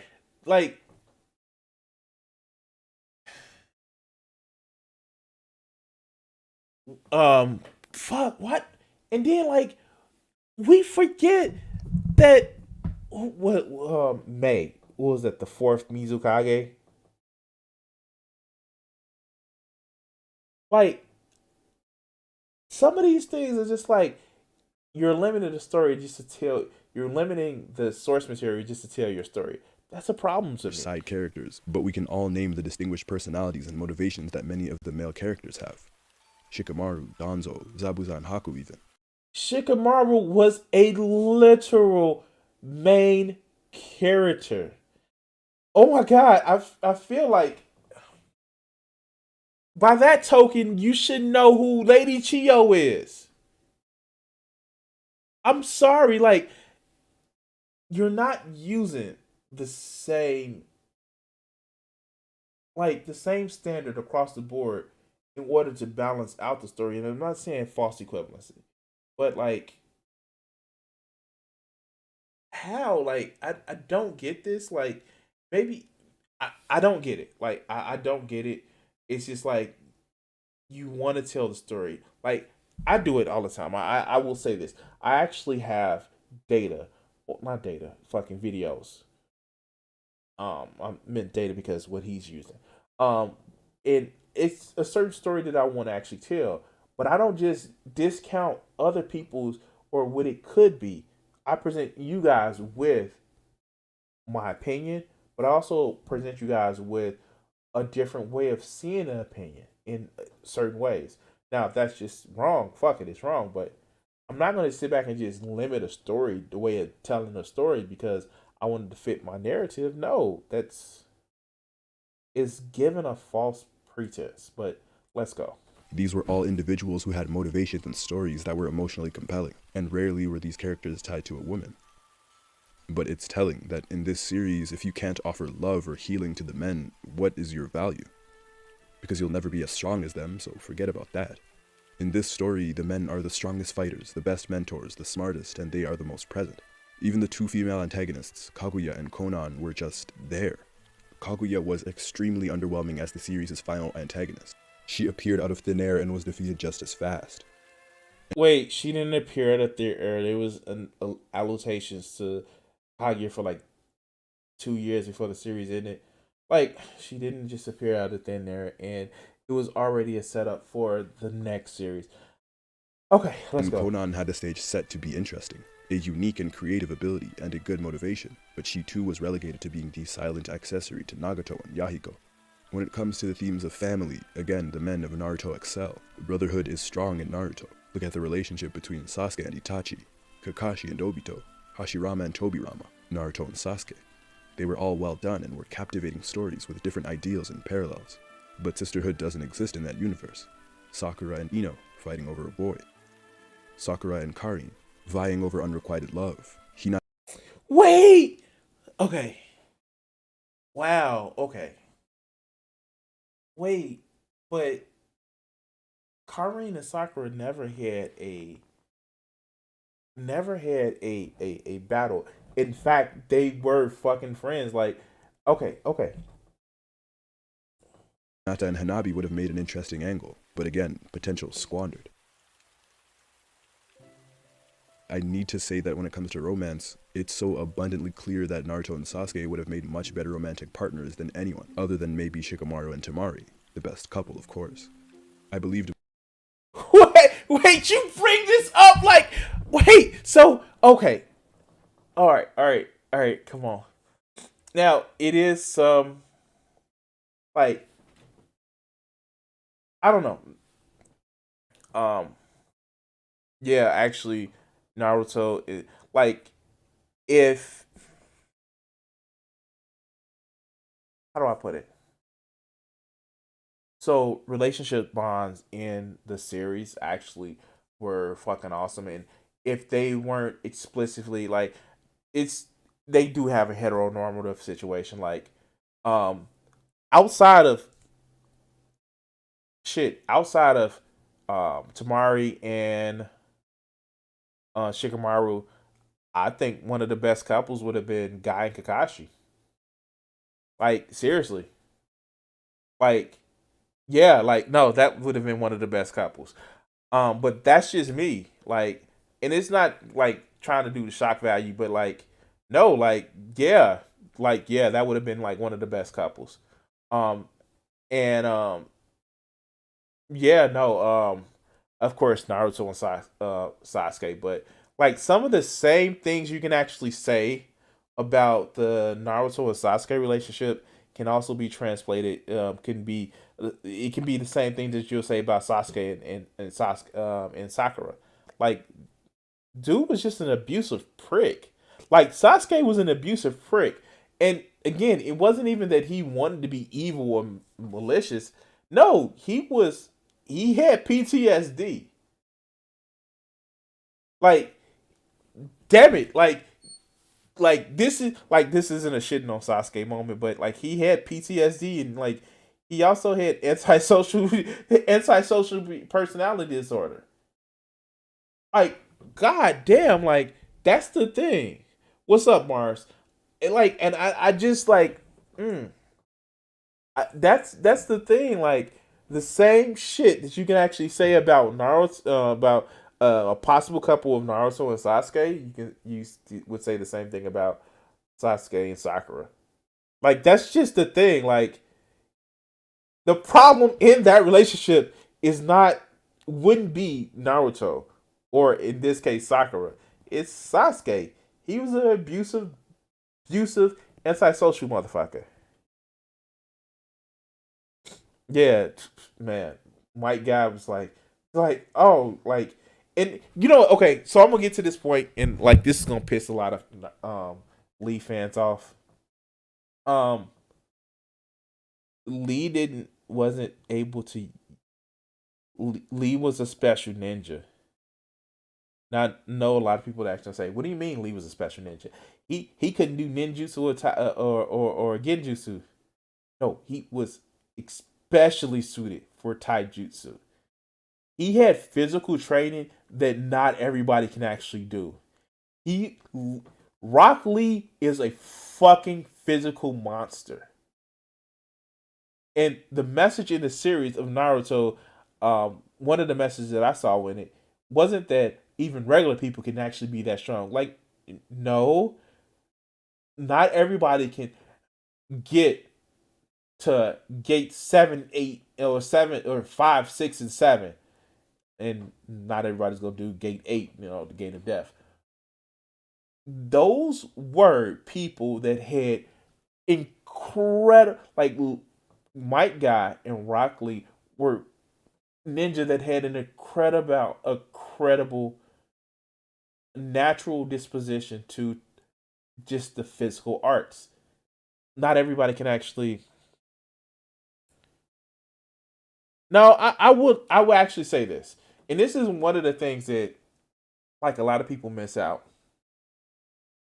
One of the reasons why Sasuke had so much disdain for Sakura, especially in the first part of the series, she was a reminder of his humanity. She was his humanity. And he was trying to do everything because he saw humanity was a weakness.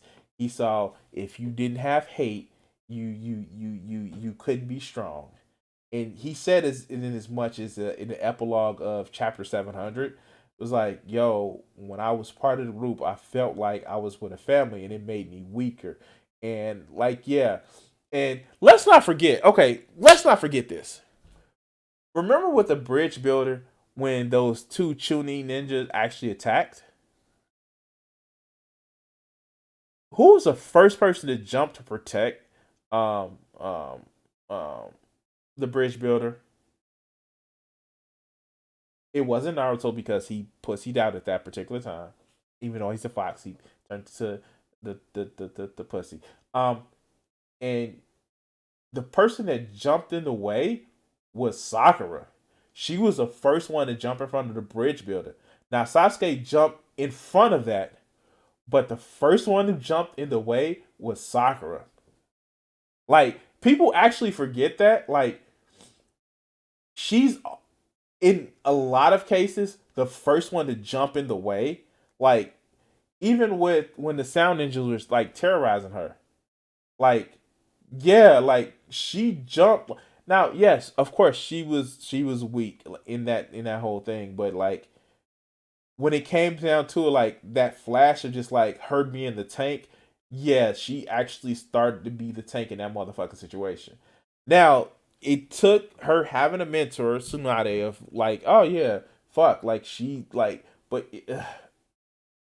I can go on about all day about that. Let's go. Much more in Naruto and Sasuke, in their emotional tension as friends and enemies, rivals. Much more than I believed in Naruto and Hinata, and definitely way more than the absent relationship that is Sakura and Sasuke. To get back on topic, as expressed earlier, the women of Naruto do not have value if the men are not involved. Their personal goals do not matter. From Sarah G. Doherty's article, she states that the women in Naruto are all shadows of real women, but they all fall within the shonen framework that places women either in the male gaze or in the position to later fulfill the very good wife, wise mother ideal. The idea that women should aspire to be nothing more than wives to husbands and mothers to children. The ones who have shown agency were either sorely underused or they were forced into that good wife, wise mother ideal, like Kushina. And the only one to stray from this is Tsunade, one out of dozens and dozens of characters. To finally close, I know I'm going to get comments saying that shonen is written only for young males, and that just isn't true. Sure, it might be their target audience, but women, girls, men, seniors, non-binary folks, everybody in between reads and watches shonen. That's not an excuse to not write good and multidimensional female characters. It just isn't. The Naruto series will have a place in my heart forever, and I have made that clear. All right, I'm letting it play out because like I don't want to like just end it. I want to see if it's I want to see his like final thoughts about it. But nothing is above criticism. And the women of this series were let down on so many levels, and reducing these characters to single moments, having them be defined by the men around them, further perpetuates an outdated and unfair gaze and purpose of women in entertainment, TV, and anime and manga, whatever. For the creative abilities and unique character designs that were produced for these characters, it is potential once again squandered. I've always said that representation matters, and it will always matter. But critical representation is even more important. Representation that stays with the audience after an episode or after the final battle. I understand that there is more than just writing that is poured into these stories, that there are a plethora of different cultural and societal implications that go into it, ideas that were approved or disapproved of. But the fact of the matter is that these characters could have been written with so much more meaningful thought behind them.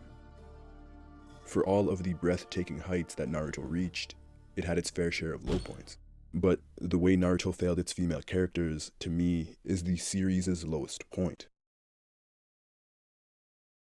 All right, so oh wow, this turned into it wasn't supposed to turn into this. Shit, like all right, so I'm just gonna be honest. Like I don't like I said, I'm not shitting on the video. I don't want to actually seem that I'm shitting on the video. What gets me is that it's crafting the narrative and just like the people who would and I got on Mecha Random 42 about this shit. Like you'll get people that will watch this shit. That'll watch dissections or dissections, excuse me, of these videos. You'll get people that would like the instance where it was a lot of people who watched the dissection of Korra and not even watched the full series, but just watched the dissections of it and formed their complete basis off of that instead of actually going through and watching the series. And this is actually dangerous because it cuts out so much of the actual character moments. And yeah, you can say, well, like, what is the shit that you see that made Shikamaru cool? You saw the Chunin final exams, and you saw the the aftermath when they were chasing Sasuke, and he saw uh, to fight Gara, and you saw the in part one, the last part is the Sasuke retrieval arc. Like, but you can also say that like it's not applying it's not applying the same standard across the board. And oh god, I didn't turn this into a 2 hour video when I wasn't trying to make it a 2 hour video. I'm sorry guys, I'm sorry. I got caught up in this video. And yo, no, Sakura was a brat in the early days. And and I definitely think that the writing actually fell apart in a lot of places, but I don't think it was written to some, misogynist this terms, not in a way that it's just misogynist. It's just like it would have been different if you would have saw all of these women as some big jiggling masses of breast meat and like crotch shots everywhere. Like I don't feel like that it was the stories written in some misogynist terms. Like I don't. I think they were poor writing, and the whole the whole thing is I think a lot of characters suffer from the way Kishimoto wrote in dichotomies. Like this writing in dichotomies that Kishimoto actually does is something that, to be honest with you, is actually was actually a flaw in a lot of his writing. And especially like if Hinata would have been more integrated into the team, then you would have seen more of a dichotomy, but you would have probably saw those two fighting over Naruto, and I think that would have been that would have fell into a trope. That would have fell into a trope. And God, like I said, I don't want to make an excuse for it, but the whole thing of, well, women are just delegated to healers. Like no, like I don't. I I think that's a misperception of it, and if you want to see it that way, of course you can see it that way.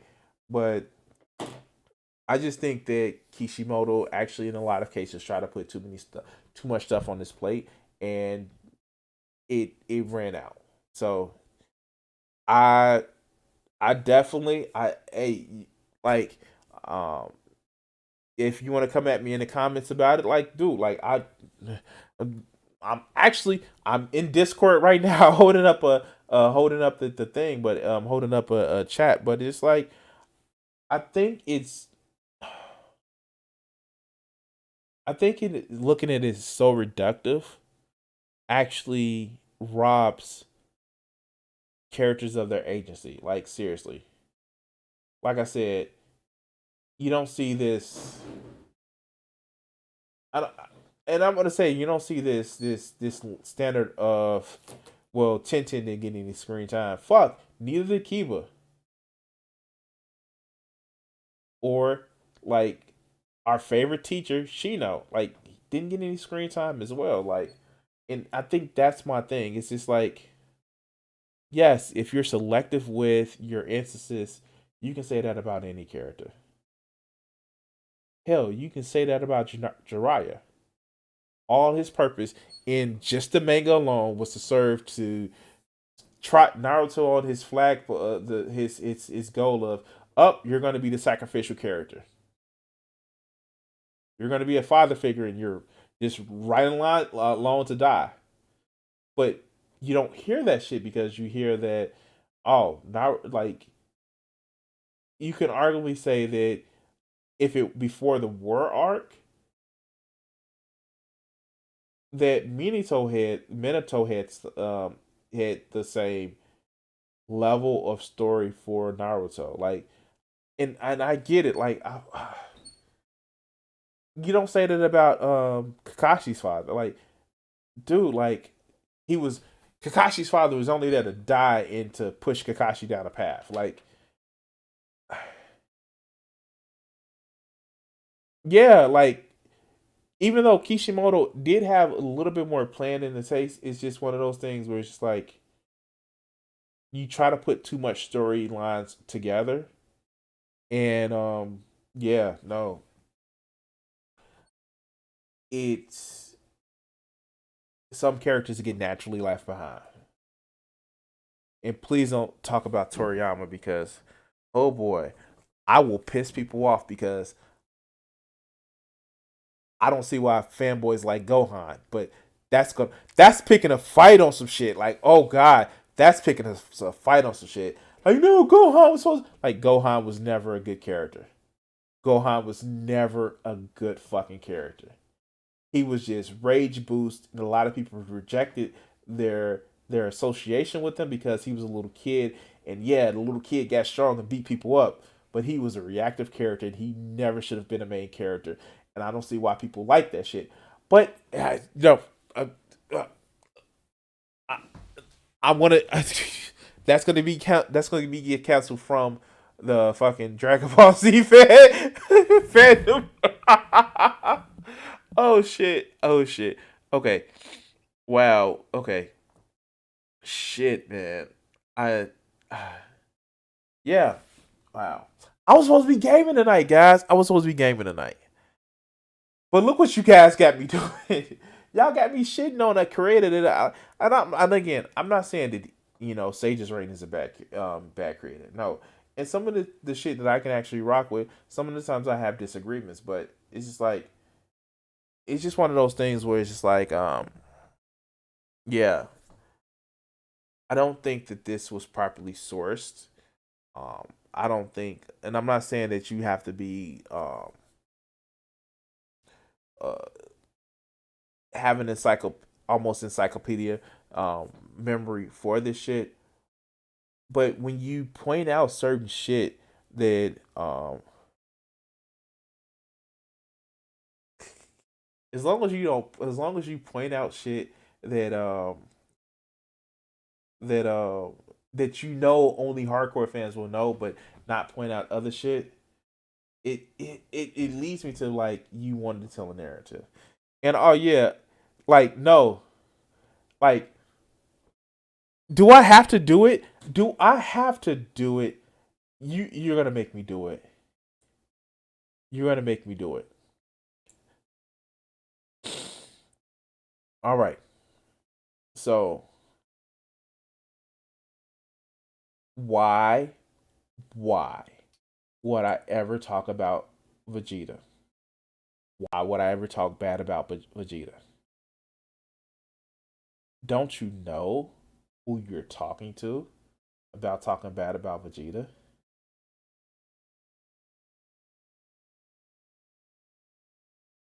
I would actually just put this up here.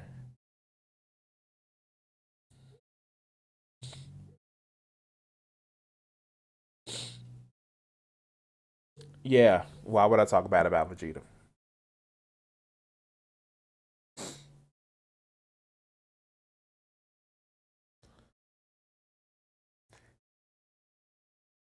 I fucking love Vegeta. Not because he's some consummate badass who just gets things done because he's just Vegeta, but like I actually like Vegeta's characterization. And he actually does more of a better job of growing up to be a family man better than Gohan does. As a matter of fact, his evolution of this, especially happening now in the Super manga, of just like Beerus just like, yo, I told Frieza to destroy Planet Vegeta, and him getting pissed, and Beerus is like, you ain't gonna make it. Just being, just, just living down in where the Saiyans have actually done. You need to become better. Like, At 18, like, you know what? Oh, god damn it. I don't get why. I don't get the hate for 18, where, like, literally people like, oh, she's money hungry and shit like that. Like, wait, how? I know it was played as a joke in Super about the that episode uh where they're talking about, why is this turned into my anime like opinions about shit? I don't do anime opinions about things because like it would literally get me strikes on my channel because anime companies are fucking like that. But like 18 is just like both present day versions of this the cyborgs, not androids, the cyborgs um are just like all around just cool people. And you're right, Mars. That's the thing. Like, I don't like kid Gohan, but adult Gohan, he's fucking well adjusted, seeing of all the horrors that he's actually been through as a child. He's fucking well adjusted. See, a lot of people actually a lot of people actually like want Gohan to be that consummate badass that you saw at the end of the Cell games. It's like, no, he was never gonna be that. He was never gonna be that. And it was literally a way of like, and I know the rumors that Toriyama wanted to end the series, but like even when it came back, Toriyama actually has as part of the manga that, yo, this is Teenage Gohan or semi-adult Gohan. Fuck, Ultimate Gohan. This is, hey, Gohan. He's going to be a protagonist for a little while. But he was never meant to be permanent protagonist. Like, oh, he's gotten weak. It's like, he never really liked fighting. Like, the fuck? He was literally a reactive character. And, like, dude, like, he's, like, made a life for himself. He married a rich woman. Has arguably one of the strongest kids there is in the series. And, like, yo, he's not some blundering idiot that's always looking for the next battle because reasons. Hello, Goku. Fuck. And Goku was not even doing it to be a protector. He's looking for, I want to fight strong guys. Like, say what you will about Vegeta and his motivation. Some of it is, I want to be the strongest. Some of it is, I want to protect my wife and kids. Some of it is, like, I want to surpass Goku. And some of it is, like, yo, I'm a Saiyan. I have to be number one. And if it comes down to protecting people to show that, like, yeah, like, it was a reason why I did Vegeta as Pai because, like his interaction with people, like, other Saiyans, like,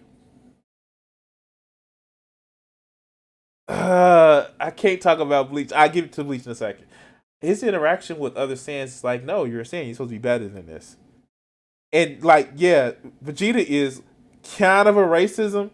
He's a walking racism because he's saying Saiyans are supposed to be the greatest motherfucking race there is in the motherfucking universe.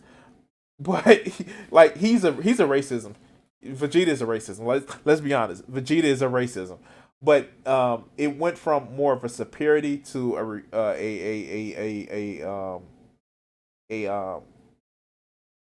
requirement to do better and be better because they are Saiyans. More of a fuck. What is the word that I want to use? Responsibility. Yeah. So fuck. Okay, we're doing this. We're doing this. So Bleach. Yeah, Bleach. What's one of my favorite characters in Bleach?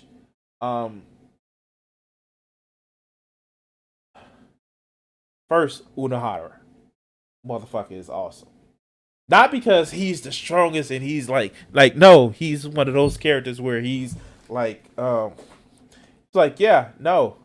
I'm strong and, like, I know this shit happens, But like, yeah, we down for the fucking cause. Let's get on it.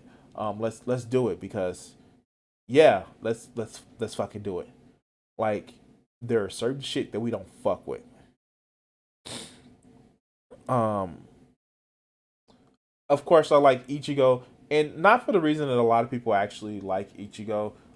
Like he's just strong, he's just badass, but like one of the defining characteristics, and what it's going to be like two things that like actually like it's a couple things that I like about him. So, Byakuya is a great one where after like during this the rescue arc where he's fighting Ichigo and he saws that he rips off the mask in order to win on his own power.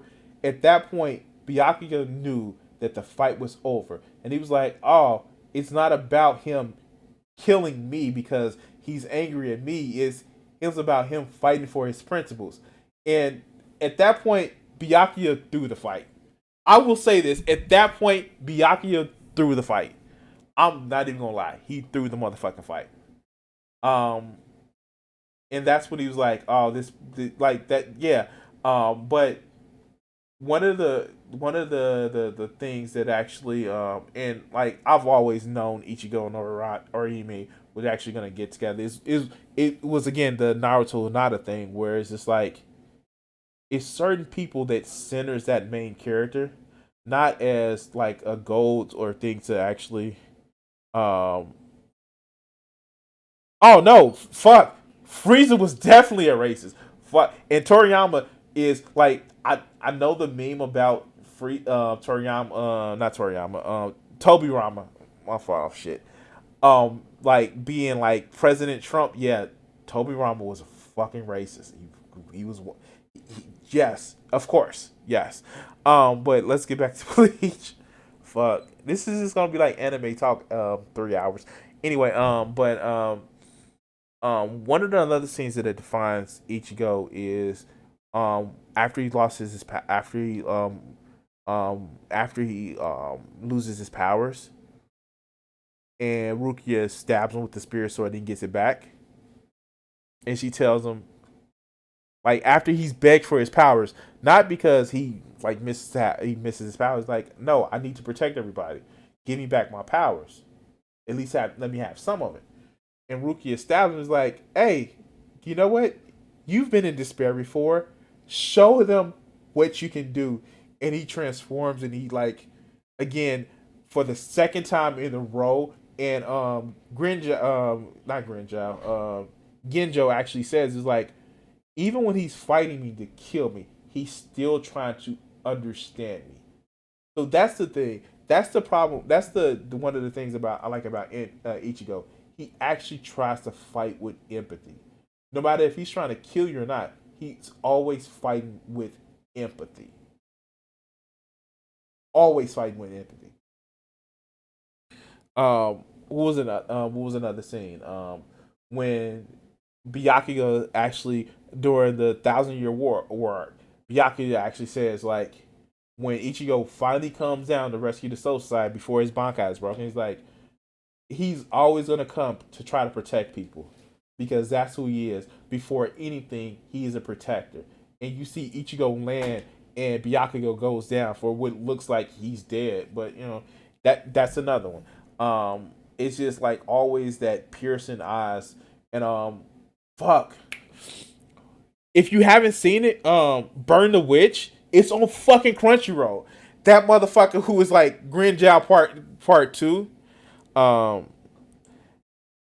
Yeah, the Bount arc didn't exist. There is no Bount arc in Bleach. There is no Bount arc in Bleach. Oh shit. Oh god. But yeah. Going back to what Byron was saying, like, oh yeah, Frieza was a fucking racist. Frieza was, ironically, he even does the racist shit of he gets a good one. Frieza actually gets a good Saiyan. That's what Broly was. Frieza recognized like, oh, well, there at least there's some good saying, like one good saying, like not saying that Broly was a pick me motherfucker, but like yeah, no, like oh god, um, yeah, hold on.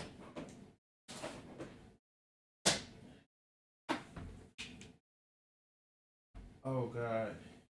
Frieza gets him a good he gets him a good one. Like the fuck? Oh fuck. That's fucked up. But yeah, no, like yeah. Shit. See, I don't God. I have so many anime like beliefs, not beliefs, but so many anime things that like I don't like sitting back and talking about like on like a one-on-one talking about anime because um like I look at anime a lot different like all right, so if you want to actually look at some classic anime that I like Trinity Blood, fucking awesome. Excuse me. I've never watched One Piece. I have not watched One Piece. I haven't watched One Piece. Fuck, I haven't watched One Piece. I've watched a lot of other animes, but I've never watched One Piece. I've never actually watched Hunter x Hunter. Yeah, like yeah, oh god, yeah. Counsel me. But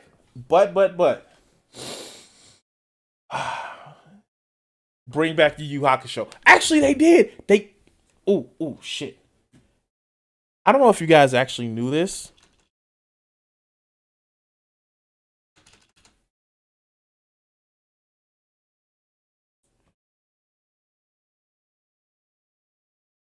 But um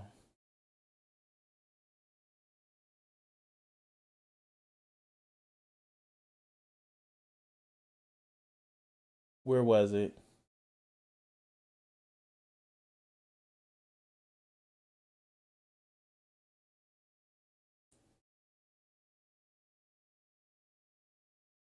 Was it 20? It was 2018?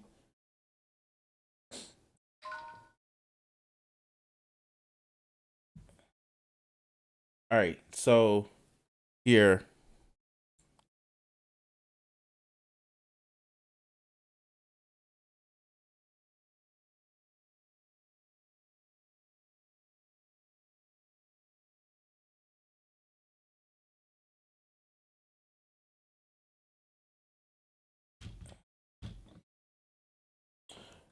did you guys know that they actually released Did you guys know that they actually released um a couple of OVAs? One of so if you remember like the spirit items retrieval arc, like the first the spirit detective arc where he meets EA and Karama, they actually did, and I'm not gonna play it because I don't know if it is if it's subbed or not, but there was a OVA.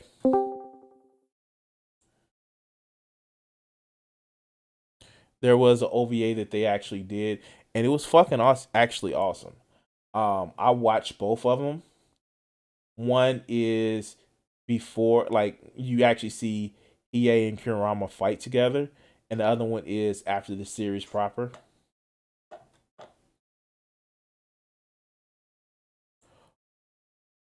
Rich Blocks. Okay. Introduce yourself, man. Hi. Hi. What's going on? Chilling. You sound a little bit young. How old are you? 12. I'm sorry. I my channel is because of the language that we have. I'm gonna have to ask you to step out the chat because this channel isn't for little kids.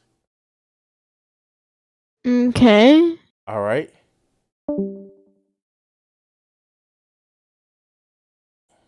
All right. But yeah, I'm actually going to probably call it a night, guys. It is 11 my time. I've had a long day. And I want to actually say just thank you guys for watching, hearing me ramble on. Like I said, I was gonna game, and I'm gonna probably get on a game a little bit tomorrow. Anyway, guys, if it's any other questions, you guys know how to hit me up. And yeah. As we do always at this time, take it away. What do you to white America? Probably stop some racism. Stop racism. Yeah, I'm probably afraid of that because then people don't hate each other, then people start talking to each other, and then they start talking to each other, they find out who's the problem. Which is? Greedy people. Greedy. I have a couple things I want to ask you there. Do you really think that some of the guys that you dealt with at NBC, no names, right? Because there's lawsuits for that too, that some of these guys really want to promote racism actively, or is it a subconscious? I just think it's part of capitalism, is to promote racism, you know, right? In order to make things work. If you feel better because you're white and you can get a job, you use that. I mean, you know, I would. Absolutely. Say, I'm sorry, Jack, but shit, they say I'm white. I'm going to use this. Right. Absolutely. Get this job. I'm hungry, you know. But and that separates people. So they keep people separated, and that keeps them from thinking about the real problem. That's as simple as I see it. Probably it's not that simple, but. Now, all right, you and I are about the same age, right? We're in our mid-30s. How long is it going to take before guys who think like you, and I say guys who think like me, people who don't want to have racism in the country, people who don't want to be oppressing any minority, whatever it is,